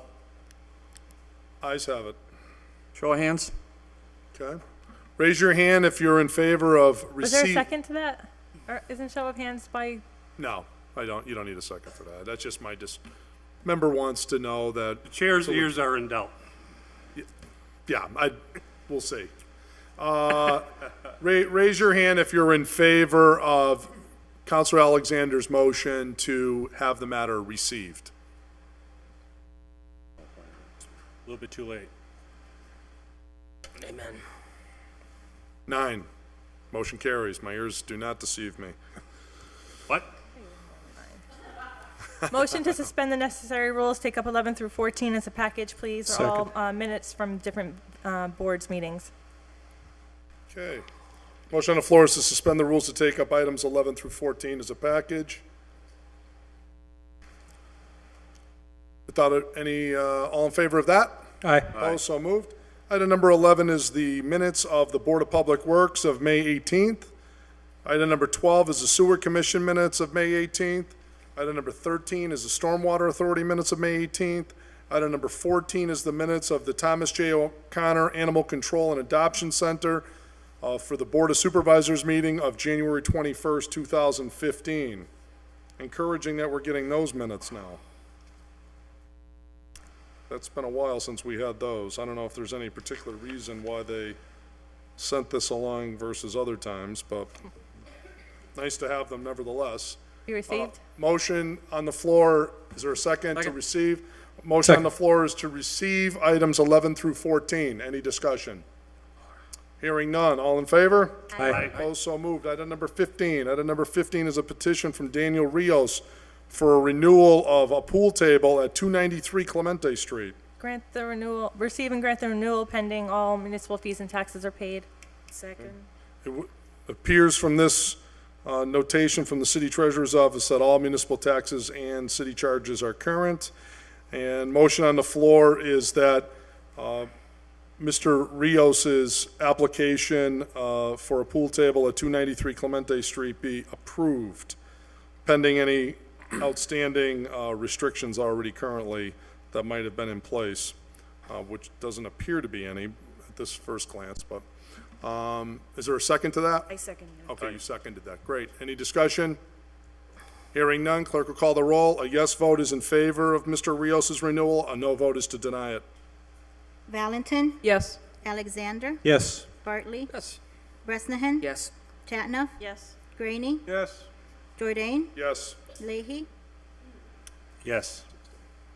LeBron Martinez, Yes. Lisi, Yes. McGee, Yes. McGivern, Yes. Tommen, Yes. Bacon. Yes. Unanimous. Okay, by your vote, you've approved Mr. Rios's renewal. Item number 16 is a petition of Gabrielle Serrano and Idowell Ortiz for a new secondhand license at 2020 Northampton Street. Receive, send to finance. Second. Motion's been made and seconded to receive and to refer to finance. This appears to be for two individuals from Springfield. This is seeking to have a retail jewelry store specializing in piecework repair with the ability to purchase jewelry, coins, diamonds, and other such items. Okay, motion on the floor is to receive and refer to finance. Any discussion? Hearing none, all in favor? Aye. Opposed, so moved. Okay, President's report. A few things. Number one is I want to remind members that we're going to have a special meeting next week that I'll be calling for the purposes of the budget. Not 100% sure exactly at what time we're going to call that meeting yet, but it will definitely be on the 24th. Tentatively for 6:30, but it might be 7, depending on the second piece, which is we're thinking about perhaps having a brief finance meeting before that meeting on the 24th. So if that pans out, might do a 7 o'clock. That's a possibility. So just be aware of that. And that I've also been getting requests from the mayor's office and otherwise to have a few other items on the agenda for that evening besides the budget. But I'm going to try and keep that as much to a limit as we can, or things that won't take an enormous amount of discussion. But that meeting, again, will definitely occur on June 24th. So that's going to be an important meeting for us to have all of you at. Today I had the pleasure of going with Rory Casey and Kara Cunha to testify on behalf of the City Council and the City of Hoyoke generally in favor of 6 special acts that we have pending before the Massachusetts Legislature. We testified, these, just to refresh your memory, was 1, the dissolution of the Geriatric Authority, 2, the ability of the Water Department to shut off for non-payment of sewer, 3 is the 4-year term for council, 4, 4-year term for mayor, 5, having an appointed treasurer, and 6 was the reduced size of the city council from 15 to 13 members. So that was before the Joint Committee on Municipalities, and it was my first time ever testifying before the state legislature, so it was a very enjoyable experience, only made better by Representative Vega and Senator Humison, as well as Pat Duffy. All 3 of them did it, and I know how hard they worked. The room was literally packed full of all kinds of different municipalities looking for different home rule issues and all kinds, quite an interesting array of topics that they were discussing today. So I think that was a very successful meeting today with them. I think the only thing that we did see that came out of that is perhaps a couple tweaking amendments that'll be coming to us from the Law Department regarding the Geriatric Authority item, and you'll likely to see those on the 24th for your consideration. So I just wanted to pass that along to you. Had a request from the council, the Friends of the Council on Aging regarding naming one of the rooms at the senior center for a certain individual. Certainly no slight on a certain individual, but they did mention to me that they would like to have an opportunity to come to the council to discuss the collection of donations and the naming policies that they're advancing for rooms at the senior center.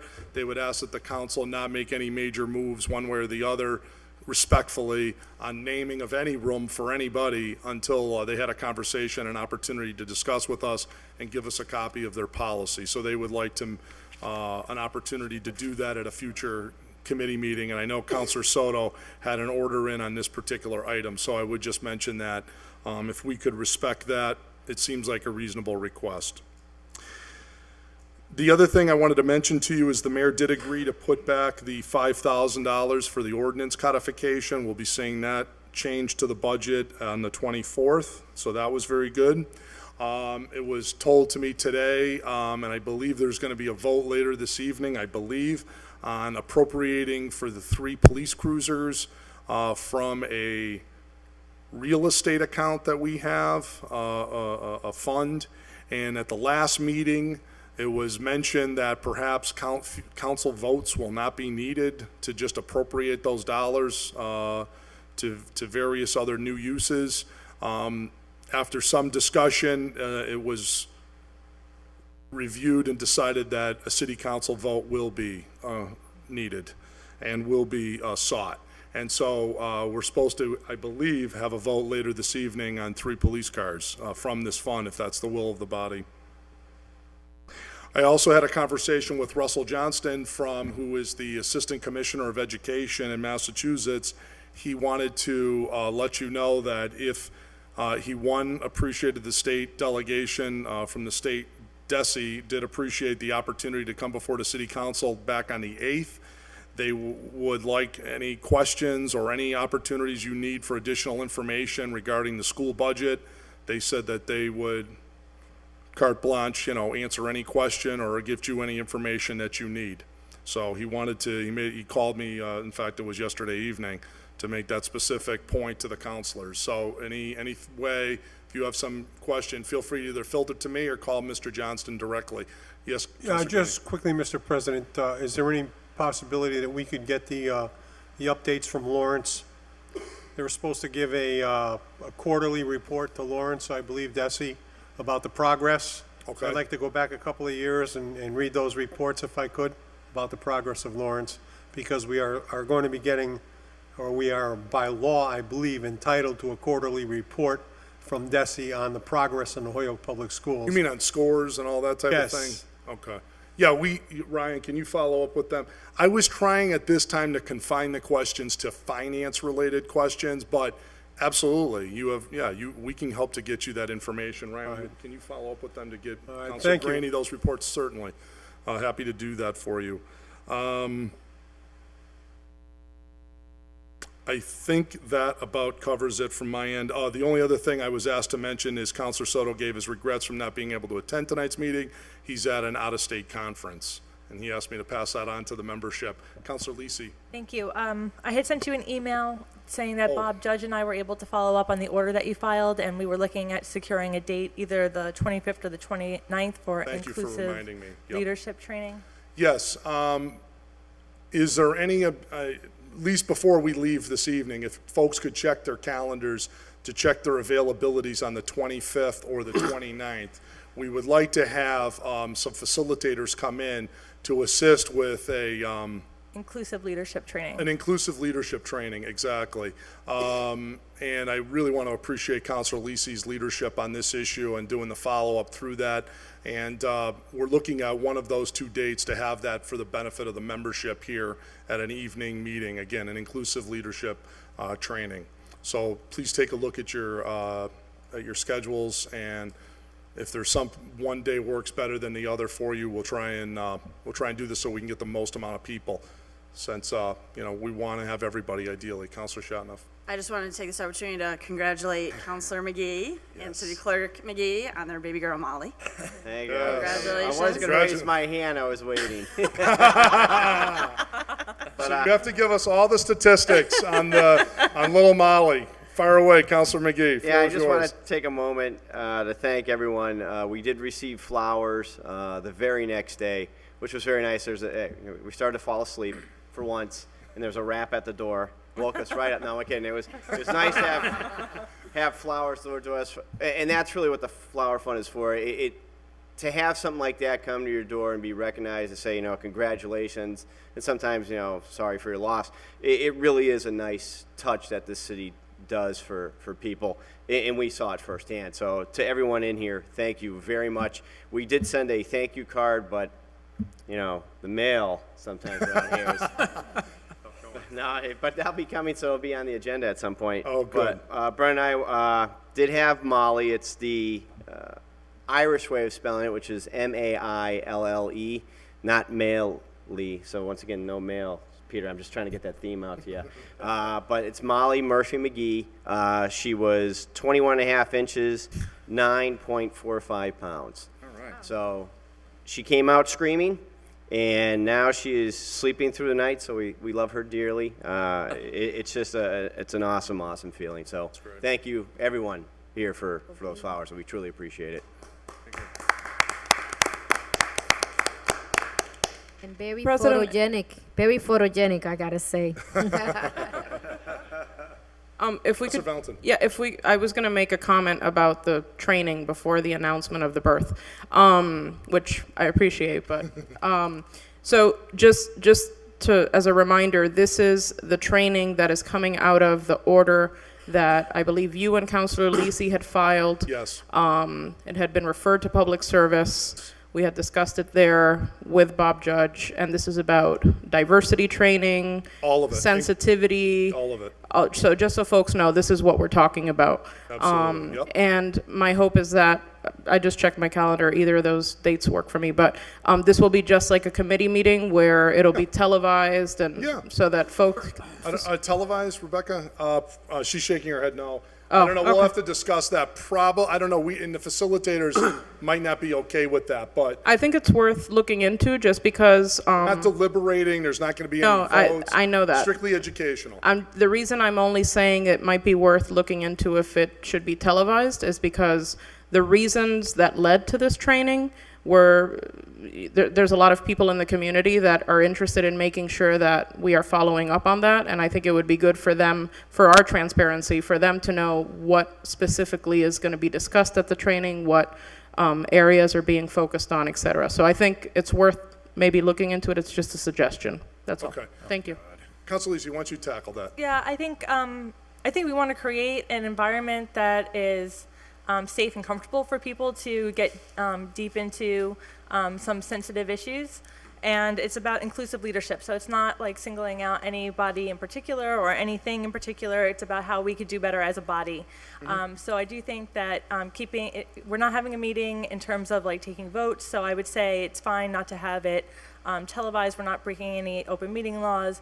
Additionally, I think that we can do our part to send out a press release to say that we are moving forward on these orders. But I don't think that it's a place for the public to be participating in that work with us. Yeah, and I agree with that view, because my thinking on this is for us internally. This is for us, and it's important for the public just to know, and we will get that message out that we did the follow-up, and I think that's the purpose of this dialogue and this open conversation right now, piece of it. But again, when you're in this type of a setting, to have it televised may be counterproductive to a lot of So that type of candid conversation and frankness that we're looking at. So then that, I guess, leads to my follow-up question, which Sure. is, then does that mean that it is a closed-door session? Do you see what I mean? I mean, I'm designed for us. We're not envisioning it being a public meeting. No. no, and I'm just saying, if Sure. someone shows up and says, "I want to know what the counselors are being, taught about, or what's being discussed," You mean like a copy of the curriculum or something? No, like if somebody shows up and says they want to sit here. I mean, I'm always thinking ahead of what the different scenarios are. We're not envisioning it being a public meeting, being open to the public. No. So if someone shows up, they will be told this is just for the council. Okay. Correct. I We're viewing it as a workshop for us. Okay, just wanted to be clear. Thank Sure. you. Councilor Shatnoff. Yeah, and I just want to say that this is available. We were all invited to a training a year and a half ago.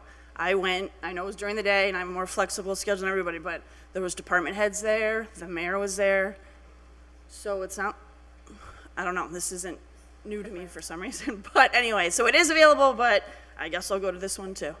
Right. That was a little bit different than what I think you'll see at this is. That was more of the legal component, or a sort of a legal look at some of these issues from a legal perspective. I think you're going to find these facilitators coming at this from a different approach. What I care to be more about, I think the title of inclusive leadership is a good one. So I think if we just go into it with an open mind and, looking to be participatory, I think we'll gain something. I think we'll find this valuable for us. Councilwoman I just want to commend those who worked on moving this forward. Some people did ask me and they thought we'd forgotten, and I'm glad that you're announcing that we're definitely moving on this particular development or training, if we want to call it. Thank you. Mr. President. Councilor Bresnahan. I think it's great too. Mike. Oh, microphone. Councilor Tomlin, I think that's great. The order that's in my jacket, I have corresponded every time I had a public service meeting. I would correspond with the Personnel Director, Bob Judge, and ask him, have any of those folks that have filed this order touched base with you? And he said, no, they have not. The ball is, his exact words were, the ball is in their court. So I just want to rest assured, this item is still in my jacket. It sounds like it's going to be complied with. It would have been nice if the chair of the committee kind of knew what is happening with his order. But again, the personnel director had told me that the ball was in the court of the folks that had filed the order, and he had done basically what he was going to do, and he was waiting for some correspondence back to him. So I just want to make let that be aware. Yeah, let's be clear. As chair, we just took leadership on just handling it. I apologize if we didn't get back to you on these final details, but this just kind of actually finally came together. We've been negotiating things like price and all, which was, and my penchant for frugality, so we got the price down, and stuff like that. But just to let you know, you certainly no intended slight by Are you anybody. just going to show up and get a handout and a lollipop? Is that what you're saying? Let's put it this way: no meals will be served. Let's assure you of that. But this is all going to be meat and potato training. Okay. So we have that. So very good. So before the end of the evening, if one of those dates doesn't work for you, please let me know. Other than that, I'm going to assume for everyone, both dates work, and we're going to do our best to accommodate. The Monday night works better time? for me. 25th or 29th? 29th. June. Night. Something like probably, 6 to 9 or 6 to 9:30? yeah, around 6 o'clock. Councilor LeBron Martinez. If anyone cares, but I will be starting training with the youth of Holyoke to do the summer preparation, and I will be in training from the 24th all the way to the 26th. And the 29th will work for me. People want me to join you, and I would like to, but it'll be very tight. I will be doing training almost all day and just running here, and probably not a lunch, or probably So not. you're preferring the 29th? If the 29th works for all You're of us. preferring the 29th, and you're preferring the 29th. So Can we- it's looking pretty strong towards the 29th right now. So hopefully if the 29th, barring something. Just for the record, can't do the 29th. Can't do the 29th. Don't, get the majority of the people. All right, we're I mean, trying. Do your best. Let me do an individual in service with you. There you go. Okay, so we'll look at those 2 dates, okay? Great. Thank you for that. All right, enough with the president's report. Let's move on. And that brings us to the ordinance committee, which we have item number 17A. The Committee on Ordinance. Abbreviated reading. Abbreviated reading. I'm going to do my best. I'm sorry, but the one paragraph, I don't know if I'll do it justice. It is. It's substantive stuff. All been heard before, too. Committee on Ordinance, to whom is referred an order that in lieu of a costly and impractical public acceptance of Owens Place as a public way, the City Council enacts an ordinance authorizing temporary repairs to Owens Place according to Massachusetts General Law, Chapter 40, Section 6N. A municipality's voluntary undertaking to repair does not transform the nature of a private way into a public one. The ordinance or bylaw authorizing a temporary repair of a private way must determine that the extent and type of repairs, if drainage should be included, if the repairs are required by public necessity, the number or percentage of abutters who must petition for such repairs, if betterment charges should be assessed, the liability limit of the city or town on the account of damages caused by such repairs, if the way shall have been open to public use for a term of years, and lastly, if a cash deposit shall be required for such repairs. Have considered the same, recommend that the order be adopted as amended. Councilor Lisi, Alexander Vacan, Bartley, and Shatnoff. Motion to pass the first reading? Motion's been made. Is there a second? Second. Second to pass its first reading. Under discussion, Councilor Lisi. Thank you. So this order was filed by Councilor Valentine, who was working to get some pothole repairs taken care of on Owens Place. And the DPW took care of the pothole patching in a very timely manner. But it was brought to our attention that because Owens Place and about a half dozen other unaccepted city streets similar to Owens Place are not owned by the city, that we take on a legal liability every time we go to do work on those types of roads. So this ordinance creates a petition process for the residents on those unaccepted city streets to petition us, request us to do that work, which then absolve us of any legal liabilities if we were to damage any property or part of the road that we're doing repairs on. It has these different components, A through H, and what we decided in committee is that the extent and type of repairs are going to be limited to pothole repairs and patching on the roadway. It will not include any drainage repairs. The number of abutters that would be required to sign the petition to have the city do these types of repairs would be 75%. Betterment charges are going to be laid onto the property owners if there is an expense to the city. The city says that we're not taking on any legal liability by doing this work, or if there are damages caused by the work that we do. There will be no cash deposit by the residents to do these repairs. If there is a cash component, it's going to be invested in that betterment onto the residents' properties.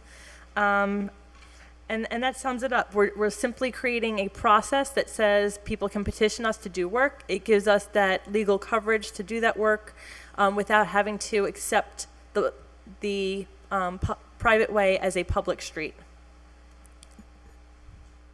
Okay, any other questions? Counselor Valentin? Just have a comment. I want to thank the ordinance committee for taking this work on. It took a couple of meetings, but it happened. And also our city engineer, Matt Sokop. Just to be clear, if we actually pass this, how do we phrase this? If we pass this tonight, it means that we are making it more difficult for these streets to get service or to get repairs, because what we have in place now is that somebody will call DPW and say, this, can you go take care of this pothole on this road? And so we've been doing this as a favor and as a service to the taxpayers and these residents, but in reality, we are putting ourselves in a place where, by being the nice guys, we could be held to legal liability, because there's nothing really kind of protecting us right now, if that makes sense. So just to be clear, this is in terms of trying to make this a more clear process, especially with the petition piece, and also something that's more sustainable. Because if down the road, the staffing at DPW changes, the counselors change, and somebody says, well, so and so used to do this for me on Owens Place, they can come right back and say, that's not a city street. We have no responsibility picking up trash, doing potholes, or doing anything. So what we're trying to do is just kind of clean that process up, and also make it something that is very structured in terms of the residents having the option to do this petition. So that's just what I wanted to add. Thank you. Yeah. Thank you, very good. Counselor Alexander, I saw your hand up. Thanks. I missed the final meeting on this item, and I did sign on to it because I support the intent, but I'm a little bit curious. I guess through the president to the chair of the committee, did we just create a process where it requires 75% of the people on the street to sign off on asking to get a pothole filled, a single pothole? Yes. Yes. Yeah. And There's no way.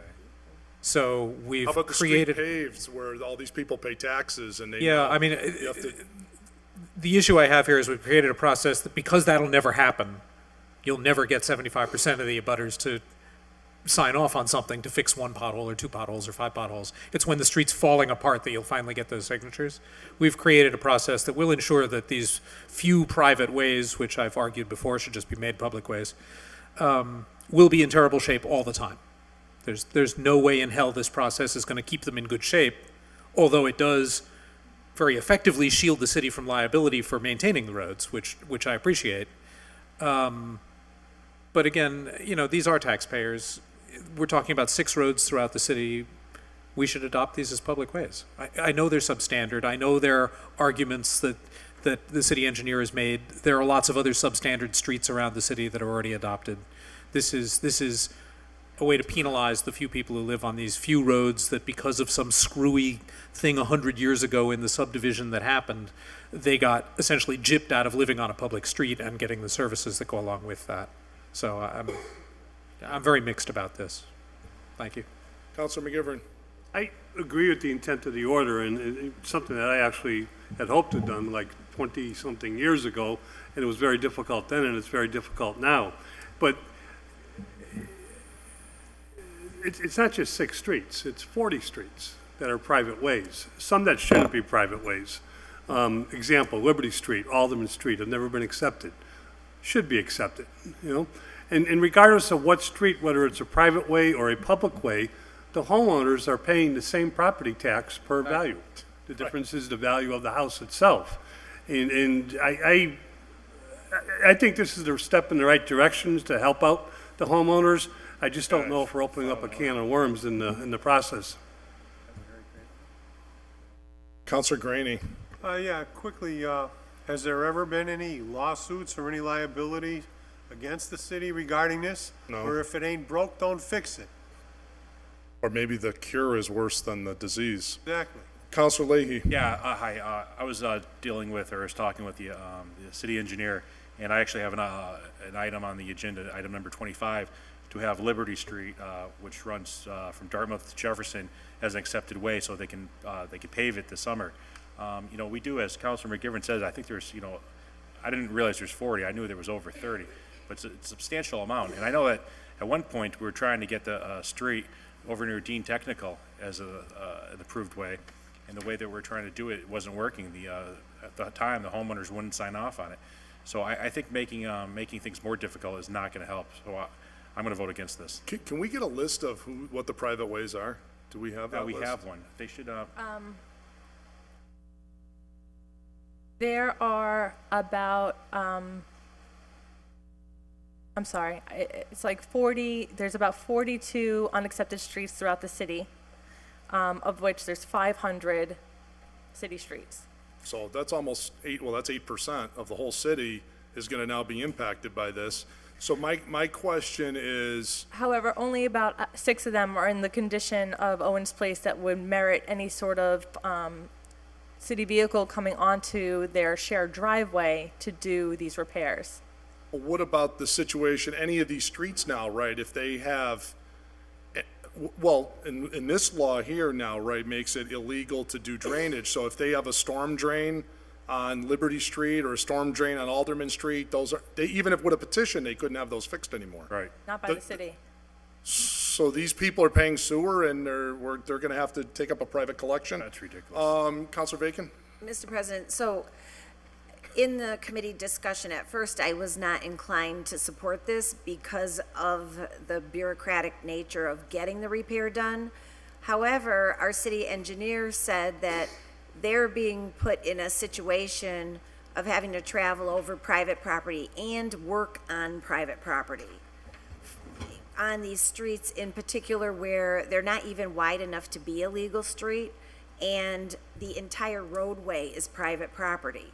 So for those roads, which aren't 50 feet wide or whatever the magic number is that makes it able to be accepted, the concern that was brought forth to us was the one of liability. I did point out that it would cause more delays in getting the repairs done than had been happening in the past in the context of that. But those were the arguments that were brought forth, as well as the point that the other streets that are, for all intents and purposes, accepted public streets, except for the fact that they haven't officially been accepted, should be. You know, we should just go through the process, file the orders. Fix the 42 streets, yeah. Make them And public get or the what. ones that are actually essentially treated as public streets officially added to the Right. list. So that was the context in which we ended up recommending this out. So, Thank you. Just a question, I don't know, why didn't we go that direction versus this? Or maybe somebody can answer that. Well, if I may just finish, the first direction that I'm explaining is not excluded by the passing of this ordinance. If the streets are accepted as a city street, then they're not under this ordinance. But there are certain ones that in the will meantime, never though- be able to meet it. Yeah, okay. Counselor Graney? Well, if these are not city streets and the city vehicles can't get through, if we make them city streets, the city vehicles still aren't gonna be able to get through. It's not the size, it's the, Okay. I think we defined the issues here. There's a proposal here as to what would be the new process if you live on one of these 42 streets, that you'll have to have a petition of 75% of your neighbors to get repairs that you're paying taxes for. Counselor Valentin? So I know I already spoke about this, but just to be clear, the reason I filed this order was specifically, obviously, to Owens Place. Right. And that then I just don't want it to seem as, oh, you know, Councilor Valentin just wants to make it miserable for these people on these 42 streets. No. So, you know, the law department did a lot of research to come up with this wording, to come up with what would be legal, what would be, and so, you know, like Can we make an amendment to make it just Owens Place I don't know. instead of the whole city? I mean, if the intent was to fix Owens Place, I would say you would want to include the 6 streets that are similar to Owens Place, such as Cedar Hill Road, and I don't have the list in front of me. Yeah, I mean, I just wanted to make it really clear that, you know, this just kind of stemmed from the look at Owens Place, and I agree that the phrase you used before, that sometimes the cure is whatever that is, and it's, you know, it's kind of this what if right now. So Just, I'd Counselor like to make Bartley? a motion to send it back to ordinance committee so we can maybe Second. amend this. Okay. Motion's been made and seconded to receive 17A, refer it back to ordinance for just some further amendments. All in favor of that? Aye. Opposed? So moved. 17B. Item 17B comes to us from the Committee on Ordinance, to whom is referred an order that Section 86-326 be amended to correct the location of an existing bus stop at the South Street Shopping Plaza and to establish a second bus stop on the north side of South Street. In addition, the PVTA will install a crosswalk in the location of the new bus stop on the north side of South Street. Have considered the same, recommend that the order be adopted as amended. Councilors Lisi, Alexander, Vacan, Bartley, and Shatnoff. Pass the first reading. Received and pass the first reading. Suspend the necessary rules and take up items B, C, and D as a package. Okay. Second. Motion's been made and seconded to receive items B, C, and D and take them all up as a package. All in favor of that? Aye. Opposed, so moved. C is that the Committee on Ordinance referred us, to whom was referred an order that a bus stop on Lower Westfield Road be moved to improve the traffic flow and passenger safety per request of the PVTA. Have considered the same, recommend that the order be adopted as amended, all 5 counselors of ordinance. And then 17D is that the Committee on Ordinance, to whom was referred an order to amend the ordinances relative to the parking in front of 5 to 7 Martin Street to remove the handicap parking sign, and B, install up to 4 spaces that provide 1-hour parking Tuesday through Saturday during regular business hours. Also recommended that this order be adopted as amended from all 5 ordinance committee members. So that gives you items 17B, C, and D now before you as a package. Motion to table, please. Motion to table. Motion to table. Is there a second? Well, motion to pass the first reading and then we could table it, because I think under discussion is in order. Okay, so withdrawing the motion to table. Motion on the floor is to pass its first reading. Is there a second for that? Second. Under discussion, Councilor Lisi. Thank you. The committee voted in favor of all these amendments to the traffic ordinance. However, they all require measurements from our engineering department, and I don't believe that the legal department has received them in order to put them into the proper legal form. So we're just waiting on the legal language. Correct. We don't have legal forms attached to these. Motion to table. Thank you. Okay, Second. Okay, motion is to table item 7, the first reading of items 17B, C, and D. All in favor of that? Aye. Opposed? So moved.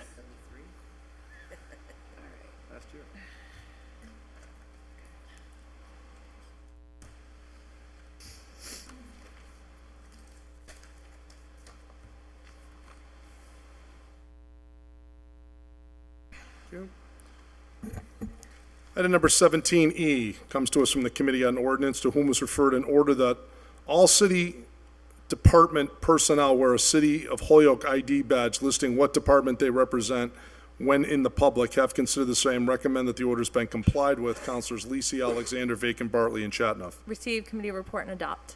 Motion's been made, and is there a second? Second, that the committee report be received and adopted. Under discussion, Councilor Lisi.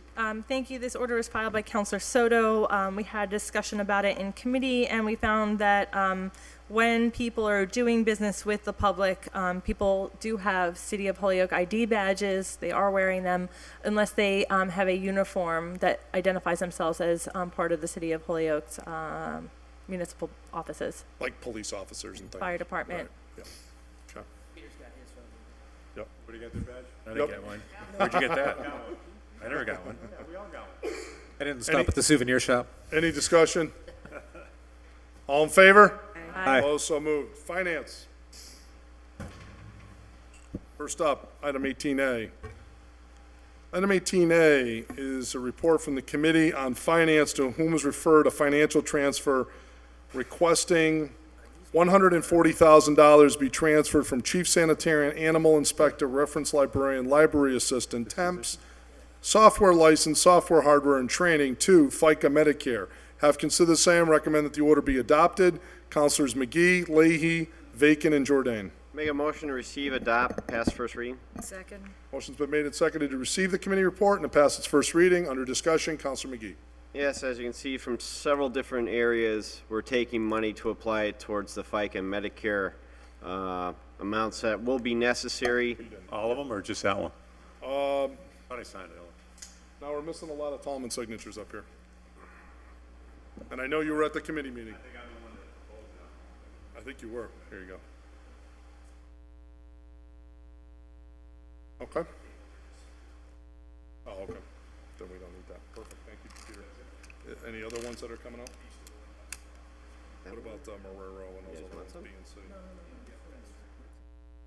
That's tabled? Is it still? I don't know. It's always Then give it to, Peter wants to sign those. That's fine. All right. We're at first reading on this. Any other thoughts on this transfer of $140,000? Any questions? Any thoughts? Hearing none. All in favor? Aye. Opposed? So moved. Second reading, Peter, Todd, rather? Okay. Is there a second? Second. Motion's been made and seconded to pass the second reading. Any discussion? Hearing none, the clerk will call the roll. A yes vote is in favor of the transfer, a no vote is to deny it. Valentin. Yes. Alexander. Yes. Bartley. Yes. Bresnahan. Yes. Chatnoff. Yes. Graney. Jordan. Yes. Leahy. Yes. LeBron Martinez. Yes. Lisi. Yes. McGee. Yes. McGivern. Tallman. Yes. Vacan. Yes. Unanimous. By your vote, you have approved the transfer request for 18A. Okay.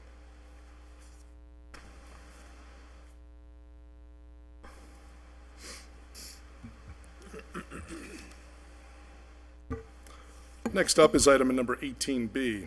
It's a report from the Committee on Finance to whom is referred a communication from Marcos Marrero.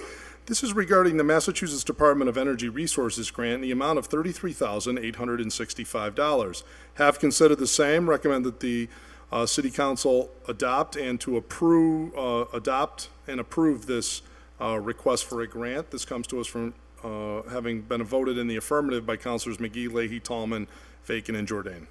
Make a motion to receive and adopt, pass first reading. Okay, motion's been made and seconded to receive and adopt the committee report and to pass its first reading. Under discussion, Councilor McGee. Yeah, I think what we have to do is we have to suspend the rules and take up item 27 as a package. Is that on the regular agenda? Second. Yeah, it's on the regular agenda. Okay. Uh-huh. Because all we have right now is the communication. Yep. Adding item 27 gives us the order. Okay. Suspend the rules. Motion is to suspend the rules to take up regular item, agenda item number 27 now. Is there a second to that? Second. Second. All in favor of suspending the rules? Aye. Opposed, so moved. Recommended to also suspend the rules to take up 27 as a package with 18B. All in favor of that? Aye. Aye. Opposed, so moved. Okay. Item number 27, introduced by Councilor McGee, that in accordance with Mass General Law, Chapter 44, Section 53A, the City Council hereby accepts the provisions of the Renewable Energy Development Planning Study Grant and authorizes the establishment of a fund or other method appropriate for the accounting of the receipts and expenditures of all resources associated with the administration of said grant. This is signed off by the mayor, introduced by Councilor McGee. And Councilor McGee, just so I understand correctly, you're seeking to have the City Council receive both of these items and to pass their first reading? Correct. Okay, is there a second to that? Second. Second. Under discussion, Councilor McGee?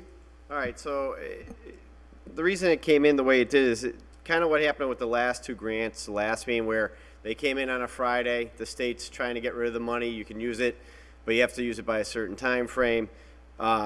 This one, not so much in that capacity, but Marcos did come to us and said, well, I might receive one sometime soon, and then lo and behold, on a Friday, they gave it to him. And really what this grant represents is At first, they granted us $33,865, but then Marcos went back and forth with them on the incidental costs with regards to developing a plan with regards to renewable energy within the city. And they gave him another $8,805, so a grand total of $42,670. Around that is what we're going to get. There is no city match. And really what it represents is we're going to take that money and put a plan together through UMass, professors at UMass, to determine what type of renewable energy we can use due to the things like the coal plant being shut down. This wasn't based on our coal plant, to be clear. It was a lawsuit imposed upon the state with regards to not having good regulations in place with regards to coal plants, of which the state settled and put money into a side fund, which now cities like ours can look to those funds to, one, develop a plan, and then ultimately go back and see up to about $2 million if we can use some of those funds to do like rooftop solar projects, hydropower, what have you. That's what the 42 is designed to do, is put a plan together to assess all those things and see how they fit into Holyoke. And that's really the gist of how this all worked out. Okay. Any other discussion? Hearing none, all in favor of passing the first reading? Aye. Opposed, so moved. Pass the second reading? Second. Motion's been made and seconded to pass the second reading. Any discussion? Hearing none, the clerk will call the roll. A yes vote is in favor of adopting both 18B as well as item number 27 and permitting the grant acceptance in the amount of $33,865 for this purpose. Clerk will call the roll, please. Valentin, Yes. Alexander. Yes. Bartley, Yes. Bresnahan. Yes. Chatnoff, Yes. Graney. Jordan, Yes. Leahy. Yes. LeBron Martinez. Yes. Lisi, Yes. McGee, Yes. McGivern, Yes. Tallman, Yes. Bacon. Yes. Unanimous. By your unanimous vote, you have approved items 18B and item number 27 on the agenda. Just for your edification, 18C, 18E, and 18F were ultimately tabled by the Finance Committee and therefore will not be appearing on the agenda this evening, which now brings us to 18D, which I now read to you now. Committee on Finance, to whom was referred an order that a financial transfer request of $4,500 be made from the general fund free cash to Heating and Energy, have considered the same, recommend that the order be denied. Councilors McGee, Leahy, Tallman, and Bacon. Make a motion to receive and adopt, and we don't have to pass first reading, Yeah, do we? pass Yeah, first pass reading. first reading on denial. Second. Okay, motion's been made and seconded to receive the committee report and to adopt, which is to deny. So I'll go through that when it comes time for voting again. Under discussion, Councilor McGee. Yeah, what happened was there was a request about 2 months ago with regards to the possibility of running out for heating and air at the War Memorial. However, as the winter settled in and now we're into warmer times, they have $1,759 left, of which they believe the last monthly bill should be under that because the last bill was only $1,300. So they're hoping they have enough to cover the last bill that is due and therefore no longer need this $4,500. So hence the request to deny it. Any discussion?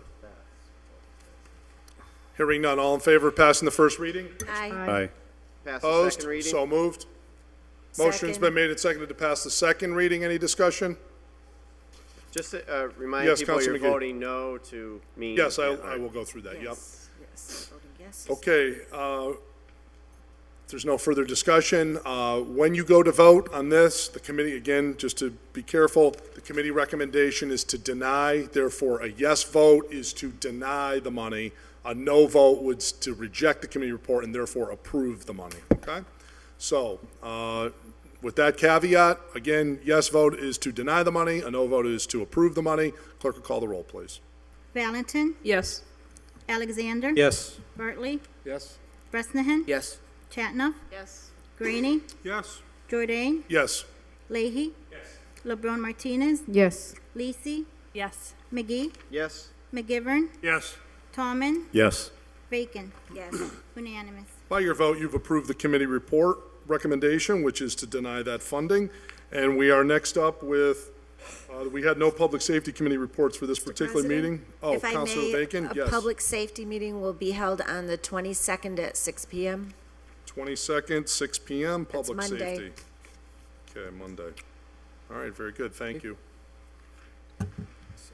Next up is the Public Service Committee. First up is item number 20A. It's a report from the Committee on Public Service, to whom was referred an application for a Mr. Jailson Varela of 21 Francis Avenue for a home occupation special permit for a painting business. Recommend that the application be adopted with the following conditions: no signage on the property, no excessive noise such as air compressors, no walk-up customer service. Applicant must have fire-resistant cabinet for storage of any flammable goods. Applicant must get inspection conducted by the fire department to ensure safety. Item number 6, no ladders or scaffolding or any other goods associated with the business to be stored outside. This comes recommended by Councilors Bresnahan, Tallman, and McGivern. Mr. President, I'd respectfully ask that we table this matter. Okay. I could go into detail. Or do you want to refer it back to committee? I want to refer it back to committee, I'm sorry. Okay, all right. Is there a second? Second. Motion's been made and seconded to receive item 20A and refer it back to committee. I believe there's some additional questions for the applicant. Any further discussion? Hearing none, all in favor? Aye. Opposed, so moved. Item number 20B. Item number 20B is a report from the Committee on Public Service, to whom was referred a mayoral appointment of Mrs. Mrs., yeah. Frances Wilson to serve as a member of the Historic Commission of the City of Holyoke. Have considered the same. Recommend that the appointee be confirmed. Councilors Bresnahan, Tallman, and McGivern. We have attached is the resume and appointment letter. And this is the expired term of Joe Reynolds, formerly the appointee in this position. Okay? And that position appears to have been vacant since January 1, 2014. Committee recommendation is that the appointee be confirmed. Been adopt the committee report? Yep, motion's been made and seconded to receive the committee report and to adopt and confirm the nominee. Under discussion, Councilor Bresnahan. Thank you, Mr. President. Ms. Wilson came in, and everyone has a copy of her resume on her desk. She has a very eclectic background, very wide range of experiences. She's done everything from help run a carpentry business to be the assistant dean at Winnick Law School. She felt the need to kind of get more involved in the community. And you can see from her activities, she's had quite a few different activities, not only in Holyoke, but throughout the Pioneer Valley area. She wants to have a very proactive approach to the historical buildings, as far as going out and determining which buildings they should save, try to stabilize those buildings so we don't have, buildings collapsing and we're trying to save them. So she was very enthusiastic, very, had a sense of community, wants to give back to the city of Holyoke. The line that really got me is she says she's a Holyoke native and this is my home. It's how she started off the interview, so I thought that was very touching. I'd be open to any, committee members wish to speak on it as well, but we, voted unanimously to get her on the Historical Commission. We think she'll be a very good asset with her wide range of experiences on that committee. Thank you. Councilor McGivern. I think the resume speaks for itself. Fran served for years on the Community Advisory Committee out of the Community Block Grant Office, Community Development Office, sorry. And just to expand upon what the chairman was saying, her proactive approach is very interesting, and I think she agrees with the concept that historical buildings, if in the private sector, things that are going on need to have a plan in terms of what's to be done with the building, and if there are buildings that are taken over by the city, we need to make a plan quickly as to what to do with an historic building itself. And mothballing just doesn't work for lengthy periods of time. It only allows the building to deteriorate from the inside out. So the more we get back into the roles, the more we get back with use in mind, I think the more historical buildings we can save. Councilor Alexander. Yeah, I just want to add in, I've known Frances for years, and I think she'll be a great asset to the commission. Thanks. Councilor Tallman. Yeah, just briefly, she grew up here in Holyoke and left for a while, came back to the Valley in '72 and bought a house here in '85. I believe if it's the same house she's still living in on Northampton Street. Been there as long as I know. It's quite a place back there. And she's really really, the thing that got me was being proactive and looking at buildings in the future and the reuse of privately or city-owned buildings. So she's a great candidate, and I'm glad she stepped up. Excellent. Anybody else? Okay, wonderful. Great candidate. All in favor of adopting the committee report and confirming Ms. Wilson? Aye. Opposed? So moved. She is confirmed. Item 20C. Item number 20C is a report from the Committee on Public Service, to whom was referred a mayoral appointment of Mary Louise Monahan to serve as a member of the Board of Appeals for the City of Holyoke. Have considered the same. Recommend that the appointee be confirmed.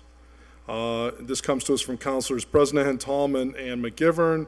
We have a resume attached, which is quite extensive, and we have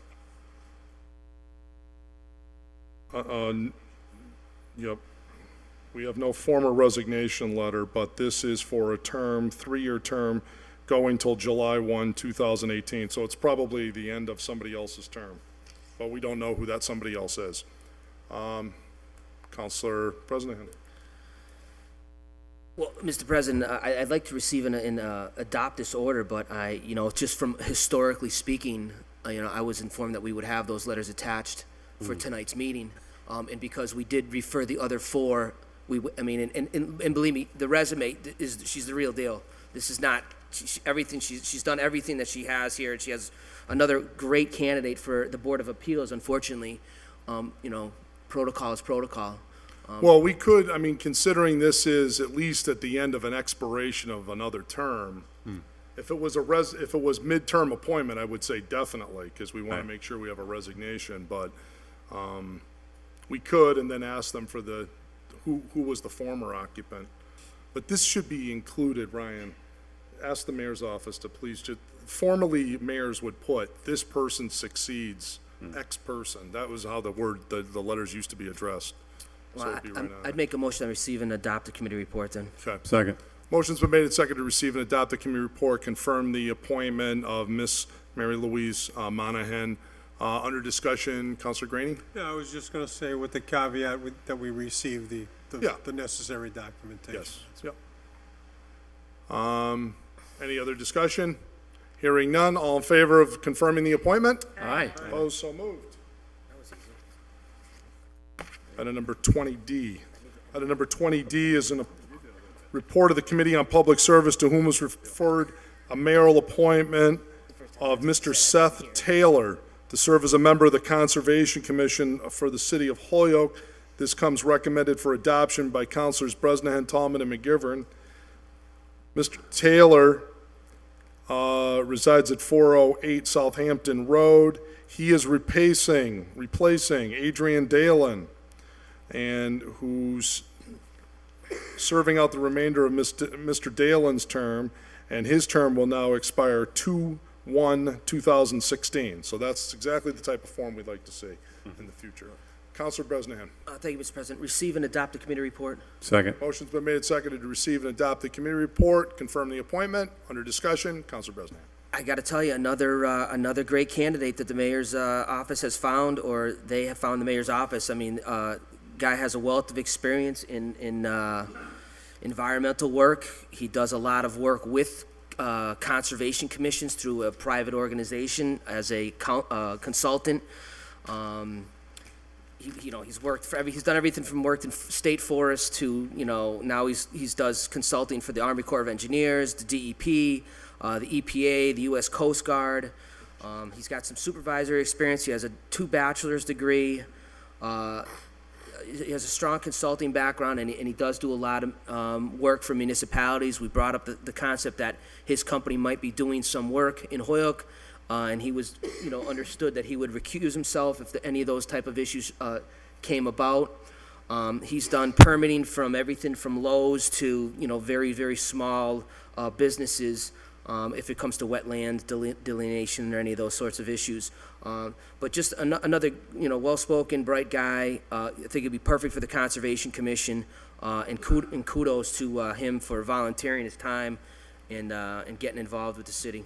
Thank you. Any other discussion?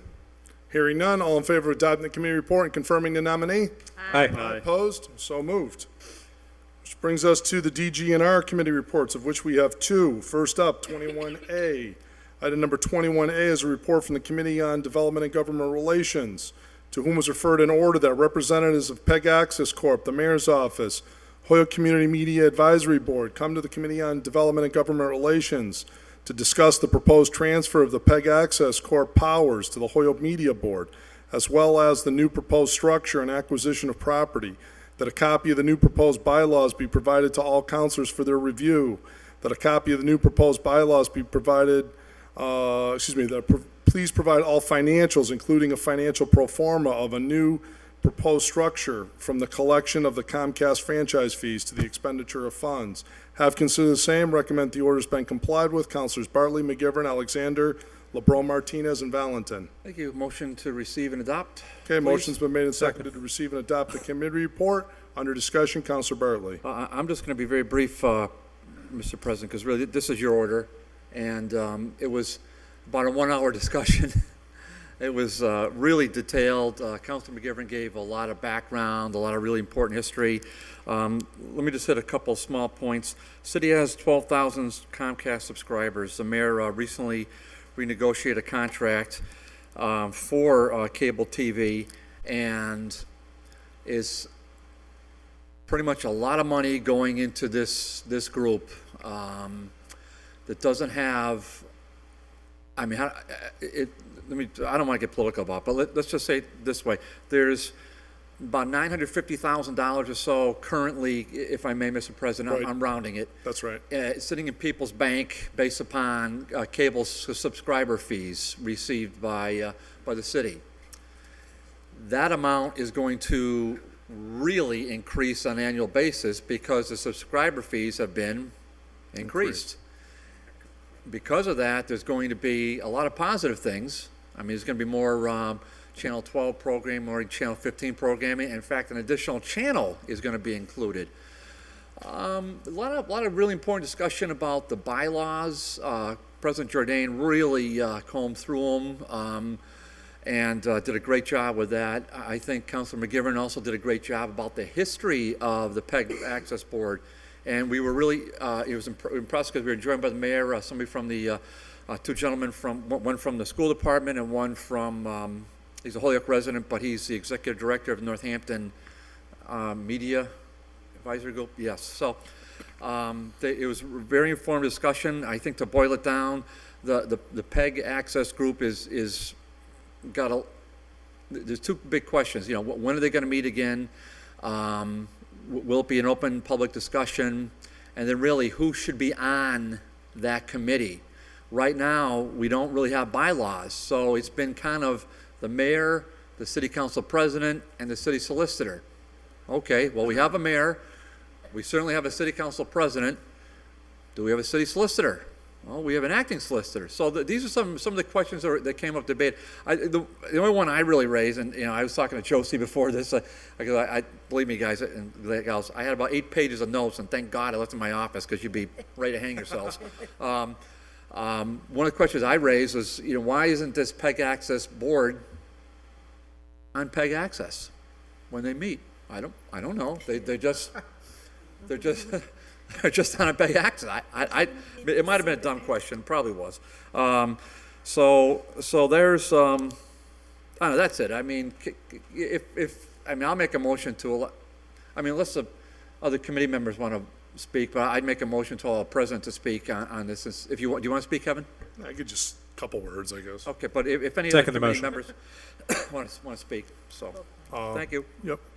All in favor of that, allowing the president to address this one issue? All in favor? Aye. Councilor Vacan's hands up. Thank you. I'm not on the committee, but I was happy to hear the mayor say that with the new contract, we should be getting improved video and audio For for the city public council meetings meetings. that are now taking place. Because I'm getting constant complaints about the quality and the in and out nature of it. And it seems like with all the money sitting in the bank, we should be able to have good station coming through to the public. Thanks. Agreed. Councilor LeBron Martinez. Yeah, and one of the things that I also recall for this meeting is that I know back in the past, when another company used to run the cable, there was community access to really actually go and do and produce shows out of it. And even though that we have that opportunity through, by going to the high school and produce any, now they're going to have their own facility in order for any community members who are maybe interested in producing anything that can go through that. That was one of my understanding, if I'm not mistaken. That's right, yep. Counselor McGivern. Councilor LeBron Martinez reminded us of the Carlos Vega show, at the which was she participated in many times, and I remember a panel of us put on a show about the visitation of the casino vendors that were looking at Holyoke a long time ago. It's a wonderful way to be able to inform the public in a setting that is not debating, but rather just bringing forward material. The concept is there, the idea is there, and I think I'm not going to steal any of Kevin's thunders because he did a lot of work on the bylaws that are being proposed, and the history is the history, which is important, but I think to go forward is what we want to look at, and Councilor Bartley ran a good meeting to put us in that position. The most important thing of whatever we develop out of this, I think, is some structure of accountability of the funds. The money that comes into the city is coming from what we pay as cable subscribers. It's be used in a way that is dictated and carefully watched.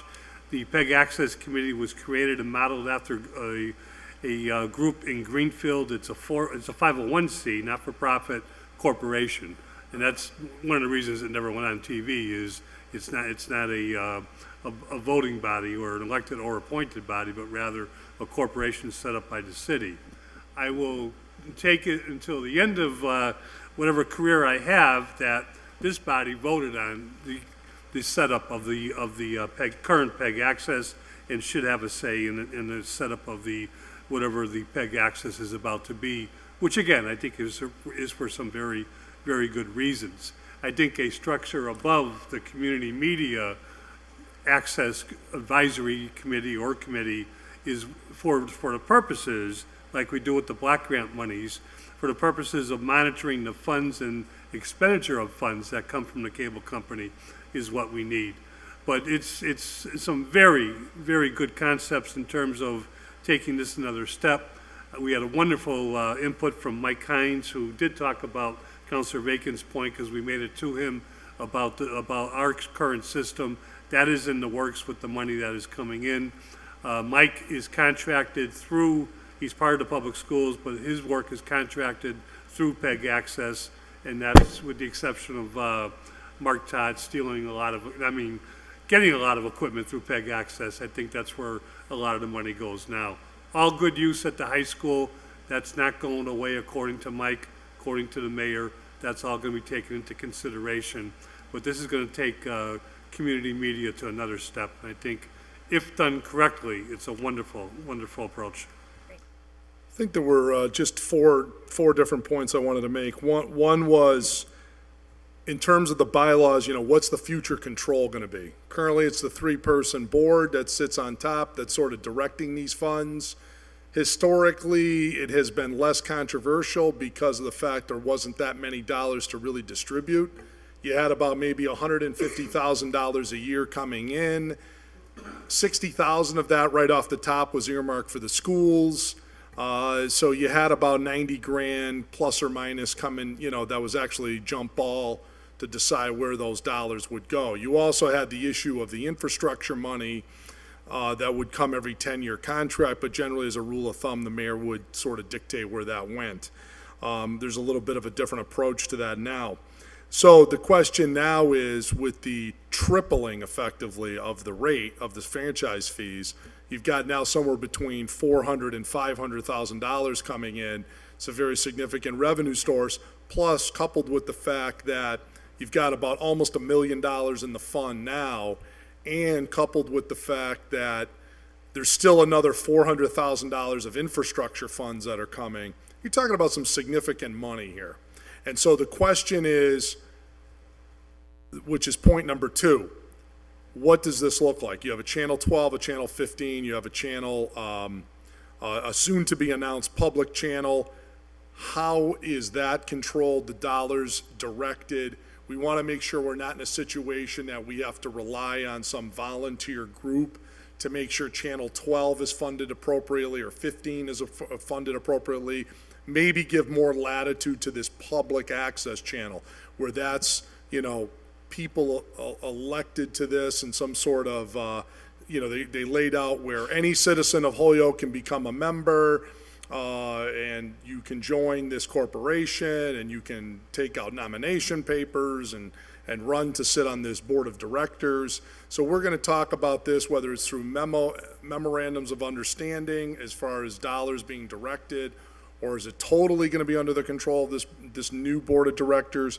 That remains to be seen. And I know myself and the mayor, and I'm sure Kara and otherwise, we're going to, have those discussions. And certainly for me, it'll be making sure that priorities of this body and government generally, as well as our schools, are taken care of and earmarked to make sure that those resources on Channel 12 and 15 are there. The other 2 points I would make to you is items 3 and 4, at least in my thinking on this. Thirdly, being accounting, making sure that there's public accounting of all of these resources, and that this is transparent to the public as to where all the dollars go. These are your funds. These are things you're paying on your cable bill. All 12,000 subscribers in Holyoke, you have a right to know where every dollar goes and why. And then fourthly is just general transparency, one through the accounting of the finances, which I just mentioned, but also through transparency of operations and how that comes to pass, how the decision-making and how and what decisions were made and why and who made them. So we'll certainly seek to codify all of those different points in the new rules, and any inputs that you have along the way to me, or things that are important to you or your constituents, by all means get those points to me, and I will certainly try to carry those back to this meeting as we move forward. But this is a major change, and that's why I felt it was important to get your input at this meeting, and I want to thank everybody that did come down and give me their thoughts. Much appreciated. Good thing you forgot the notes, Dave. You're right, Russ. It's on the motion? Okay, motion on the floor is to receive and adopt the committee report. Any other discussion? Councilor Leahy. I'll be abstaining. And Councilor Leahy is abstaining. Any other discussion? Right here, Kev. Councilor Tallman. Yes, Mr. President, I just want to state real briefly, and as Councilor Bacon said, I think that point I made that night was about the sound system and the picture. That's huge, and Mr. Hines did explain to us that it will take a little bit of time. It's not going to happen overnight, but they have the money to do it, and they have to get the lines and everything all cleared up. So that's big, because a lot more people at home watching this than we realize. A lot of people are watching these meetings, and as they should, because there's a lot of really important stuff going on in this room, so I'm glad we have a high viewership. We got, this is the People's Council. Any other thoughts, Mr. Chairman? Just on the motion. Okay, very good. All in favor of adopting the committee report? Aye. Aye. Opposed? So moved. On to item 21B. Item number 21B is an order introduced, originally introduced by Councilor Bartley and Tallman, and now went over to the Committee on Development, Government Relations, who referred that order, that the City Council invite representatives of the Gold Star Mothers and Blue Star Mothers to an upcoming meeting of DGNR. Purpose is to hear from these organizations on services provided to Holyoke residents. A copy be sent also to the Veteran Services Department, and I know Mr. Mahoney was present at that meeting. Have considered the same and recommend that the order's been complied with. Councilors Bartley, McGivern, Alexander, LeBron, Martinez, and Valentin. Motion to receive and adopt. Motion's been made and seconded to receive and adopt the committee report. Under discussion, Councilor Bartley. Okay, let me just give a quick update if I could before I do it, the report. The Purple Heart Trail signs, I think we sold, like 5 are sold. That's like going great. And the Holyoke City Council proof came out perfect. So that's really encouraging. I just wanted everybody to know that. And I know Sergeant Willett really expresses his appreciation. He's working hard on getting the rest of the signs put together. We have before us Paula Buffard. She's the it's a real honor, Mr. President, to have her before us. This is something I wanted to do just in keeping with the intent of the committee, just to allow more people to come before this body so we can talk about them and get their input. So she's the president of the American Gold Star Mothers. She years herself as a Gold Star mother because she lost her son, who was 21, and he's buried in Arlington National. With us was, and Paula also, we had the honor of marching with her husband, and one of her daughters at the Memorial Day Parade. So a lot of us got to meet her there, and we got to meet her again last week here. She was very gracious, very poised. She basically talked about how that organization gives. She didn't ask for one thing, and then Joe made a great suggestion that the Flower Fund, and Kevin I know approved it, is going to make a small donation to her organization. So she never thought to even ask for anything. She was more in the mode of saying how her organization can help others. So that was really the gist of it. I want to thank Mr. Mahoney for his service and his input. I'd also like to point out that there is a Blue Star Mothers group as well. So I think you all know the difference. Gold Star is you lost somebody in combat. Blue Star, you have a loved one in combat. So there is a Blue Star organization. They weren't able to attend, but if any member of the public would like information about the American Gold Star Mothers or about the Blue Star Mothers and how to get involved, the best way to do that is to contact Mr. Mahoney at Veteran Services, and their number is 322-5630, 322-5630. Thank you. Any other discussion? Councilor Tallman. Yeah, well, it was great having them come down, and marching with her and her family was really inspirational. And Mr. Mahoney stated, we was asking Paul about the Blue Star Mothers, and actually some parents are children involved. They're in the service, active military. So I've told I know several people that do have some children that are actually overseas, and that they will try to get in touch with Mr. Mahoney, because I think it's important. This side of the state, it's not really that involved and that active. The Gold Stars is, but the Blue Stars isn't that really involved. So trying to draw up some names, and everybody here knows somebody who has a child in the military. So I think that's something that will start up soon, and I want to thank them for coming down, especially Mr. Mahoney for helping out what he did. Very good. It's a wonderful meeting, and she's a delightful woman, and your heart goes out for her, you know. But we're so lucky to have young people like her son. Mm-hmm. Anything else on this item? All in favor of adopting the committee report? Aye. Opposed? So moved. Motions, orders, and resolutions brings us to item number 23, introduced by Councilor Jordan, that the off-street monthly parking fee be increased to $40 per month, and that the off-street hourly parking be increased to 35 cents per hour, up to a maximum of $3.50 per day. Receive, sent to ordinance? Yep. Motion's been made and seconded to receive and refer to ordinance. No discussion. All in favor? Aye. Opposed? So moved. Item number 24 is introduced by Councilors Leahy and McGee.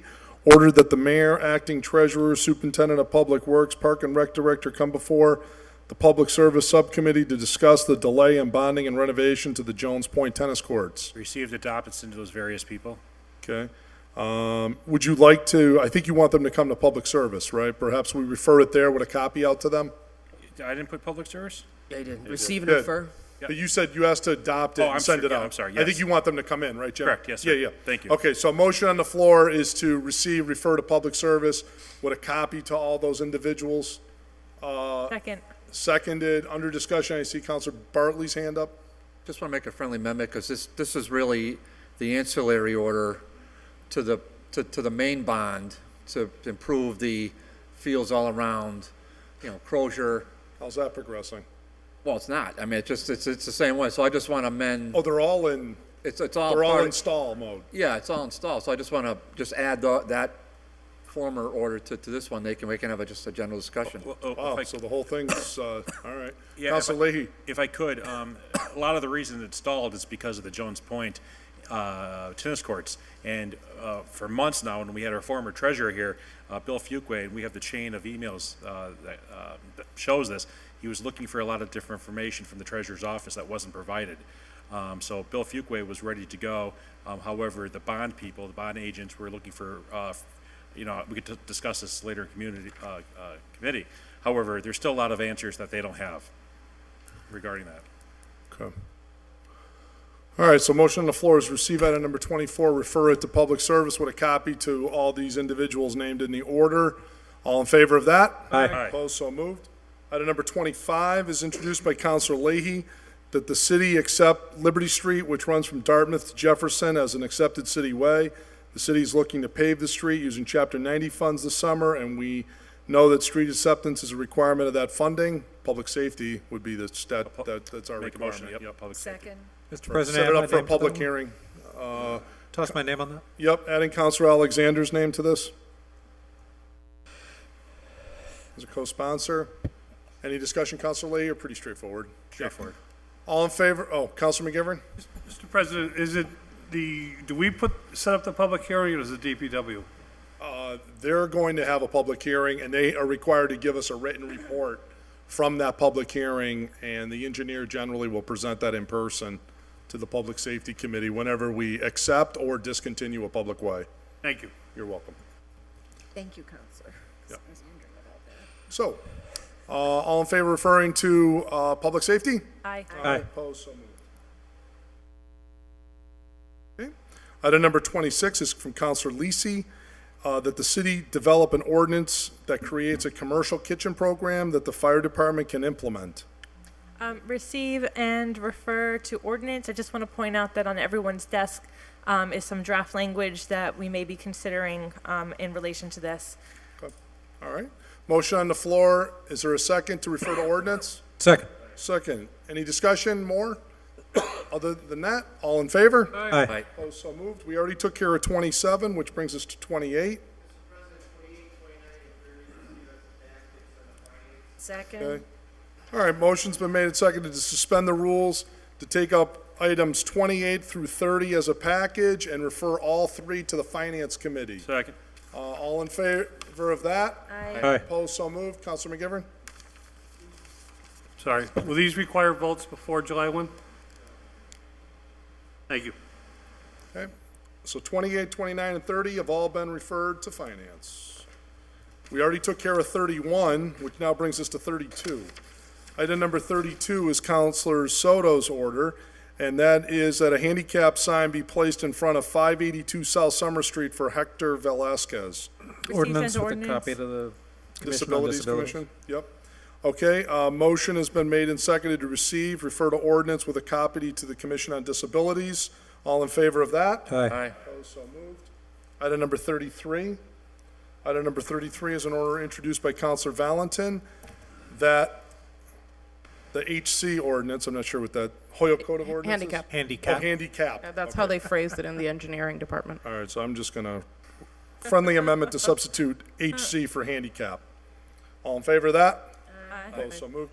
That the handicap ordinance adopted by the city council on May the 5th, 2015, to establish a parking space for 284 Pine Street be amended to include correct measurements determined by the engineering department, and that the previously adopted parking space be deleted. The change in the measurement should stay 107 feet south of Hampshire instead of 80 feet south of Hampshire. Receive and adopt. Second. It's in legal form? Yep. Okay,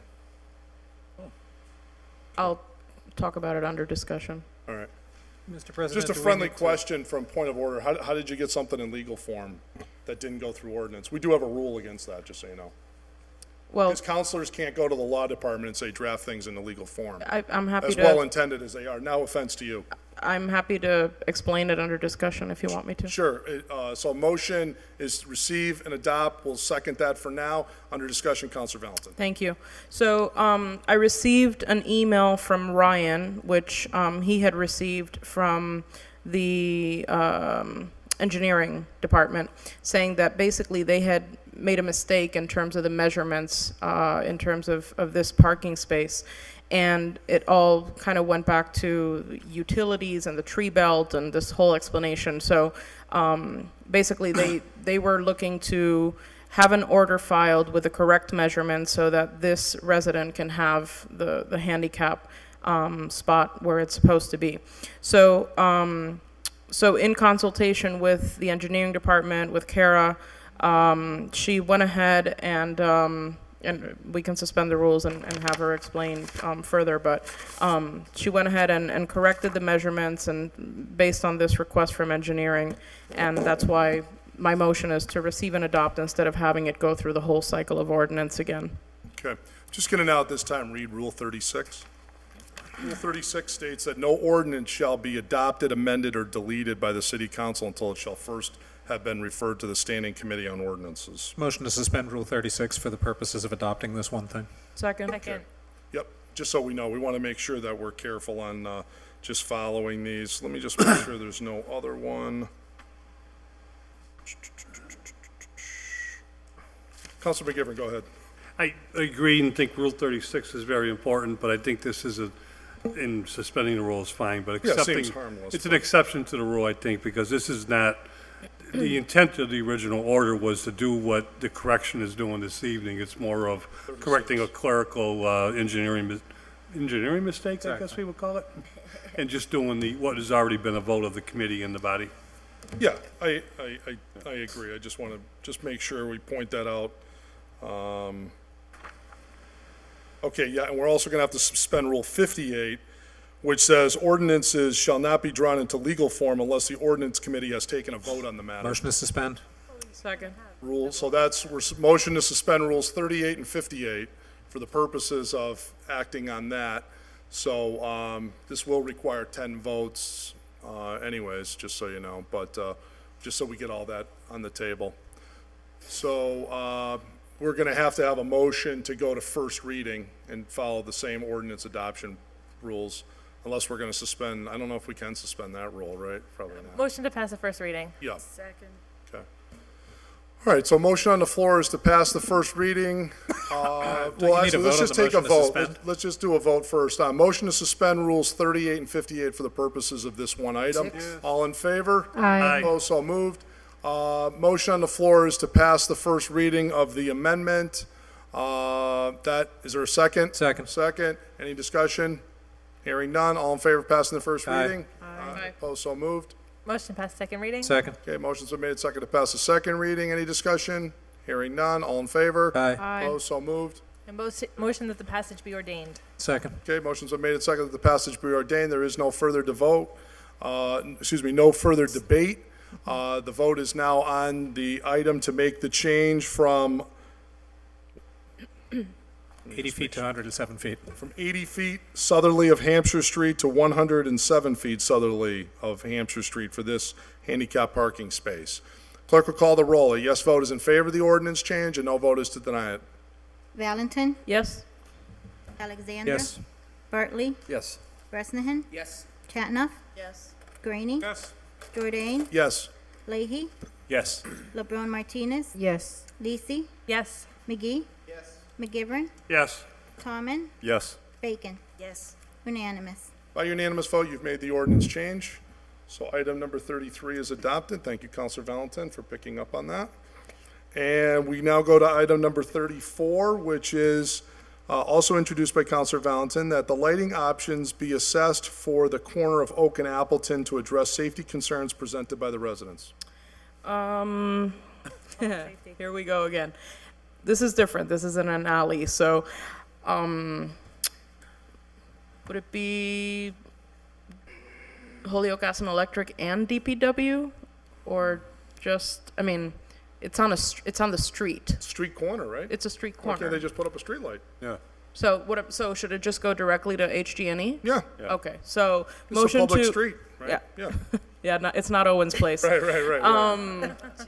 I had to go back to So that. just receive, adopt, refer to the G&E and the mayor, generally. Yes, please. Thank you. Okay, motion on the floor has been made and seconded to receive item number 34, adopt it, and refer a copy to the G&E and the mayor for the purposes of putting up a street light. We might want to just put in a friendly amendment to say, add street light to this corner.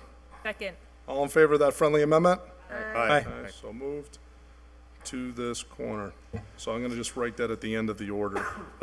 So add street light to this corner, okay? Motion on the floor is to receive, adopt, refer to the mayor and the G&E. Any other discussion? Hearing none, all in favor? Aye. Opposed, so moved. That takes care of item number 35. 35's already been taken care of, which now brings us to item number 36. Item number 36 is introduced by Councilor Bartley, ordered that the City Council amend the boundaries of the Arts and Industry District on the zoning map to include the city block found between Appleton, Maine to White and Race. All properties along Race Street from Appleton to Sargent Streets up to the center alleyway of each block and the city blocks found between Sargent, Maine, Jackson, and Clemente Streets to create a more homogeneous and comprehensive inclusion of the historic mill buildings within the Canal District. Ordinance, please.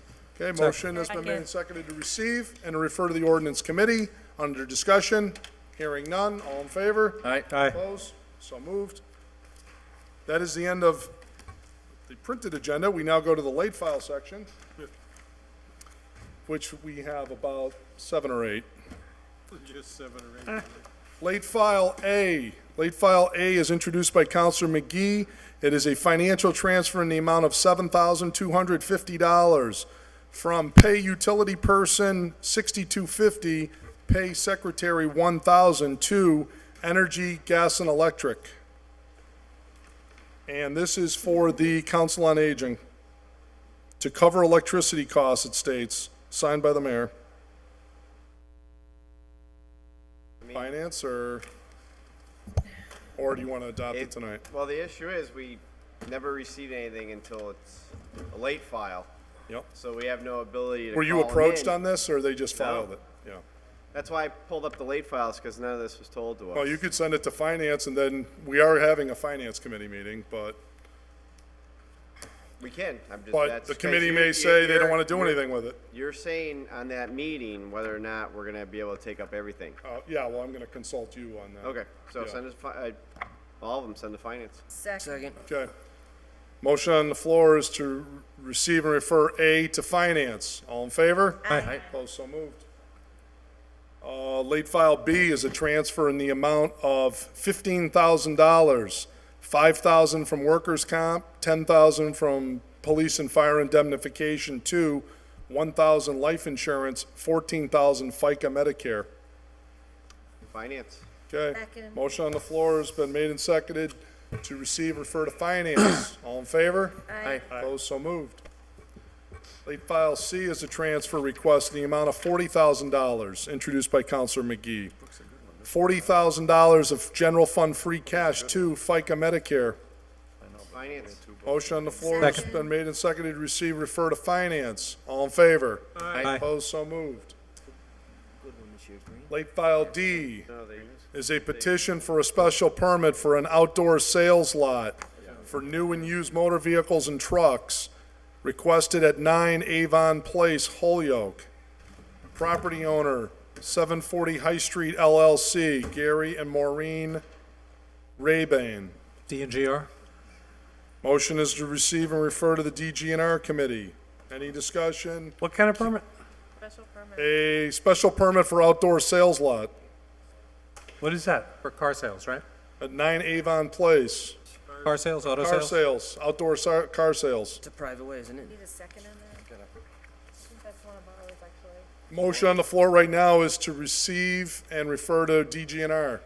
Well, DGNR's doing outdoor sales special permits? I don't thought think that was so. ordinance. let's hold on. DGR shall jurisdiction over all council issues special permits except home occupation. Oh, okay, so I guess you're right. You take care of that, home occupation. All right. Okay, sounds good. Okay, so motion on the floor is DGNR. We're not suspending the rules, we can't have discussion, so motion on the floor is to send to DGNR. All in favor? Aye. Opposed, so moved. Late file E, introduced by Counselor Jordan, that the city engineer investigate stopping the allowance for a right-on red turning from Route 141 onto Northampton Street in front of the Northampton Street Fire Station. I'd like to suspend the rules to receive and adopt and send to the city engineer on this. Well, explain that again? Okay. Coming down 141 next to the fire station on Northampton Street. A lot of constituents are very concerned that people are just blowing by the red as you're turning right in front of the fire station, and they're causing near accidents for people coming out of Dillon Avenue. And so they want people to actually stop. No, you have to wait for a green light, not right on red. And so Mr. they want the President? city engineer to stop, to investigate that. And then we'd like a copy of that back to say public safety, so. So how about refer to public safety, copy to the engineer? Second. She says you need an ordinance. Oh, we'll need okay, so receive, refer to ordinance with a copy to the city engineer. Why don't we do that, okay? So that's been seconded. All in favor? Aye. Opposed? So moved. Late file F, introduced by Counselor Lisi, that the city's law department provide the council with a legal opinion on whether to conduct a workshop on inclusive leadership / diversity and sensitivity out of the public view without violating any open meeting laws. Okay? So. Receive and We'd have to adopt- suspend the rules to Suspend the rules, adopt. please. Okay, motion's been made and seconded to suspend the rules to take a final action on this item. All in favor? Aye. Aye. Opposed, so moved. Receive, adopt, refer to the legal department. Okay, motion's been made and seconded to receive, adopt, and refer to the legal department, so. He's that- saying you can do it without. Yeah, I mean, there's no deliberation, there's no voting, it's strictly the 15 people education. President, I don't know if we need a long-winded, but maybe you could just give a very brief legal opinion on this. So receive, adopt, refer to the law department, under discussion, Council President. I'm assuming when everyone gets home, they're either gonna get an email from the Republican or a text from Mike Plaisance with regards to, that very order about it being accessible to him or to the Republican. All right, And that he well- feels that it would be an open meeting law violation. No, I talked to him afterwards and he realized it wasn't. Okay, so, Yeah, so I think it's just important to have a legal document to refer yeah, to. just to back us up. So we'll have the law department review it, and I think she understands the nature of it as an educational workshop for the council. So all in, okay, just, Councilor McGivern? Under those guidelines, could we include the question, is attendance being taken? No, I'm not gonna take attendance, but we among us will know who didn't come. We will, those of us who are there. Correct. And I'm happy to report those who didn't, if you wish. at the That's next meeting. attendance.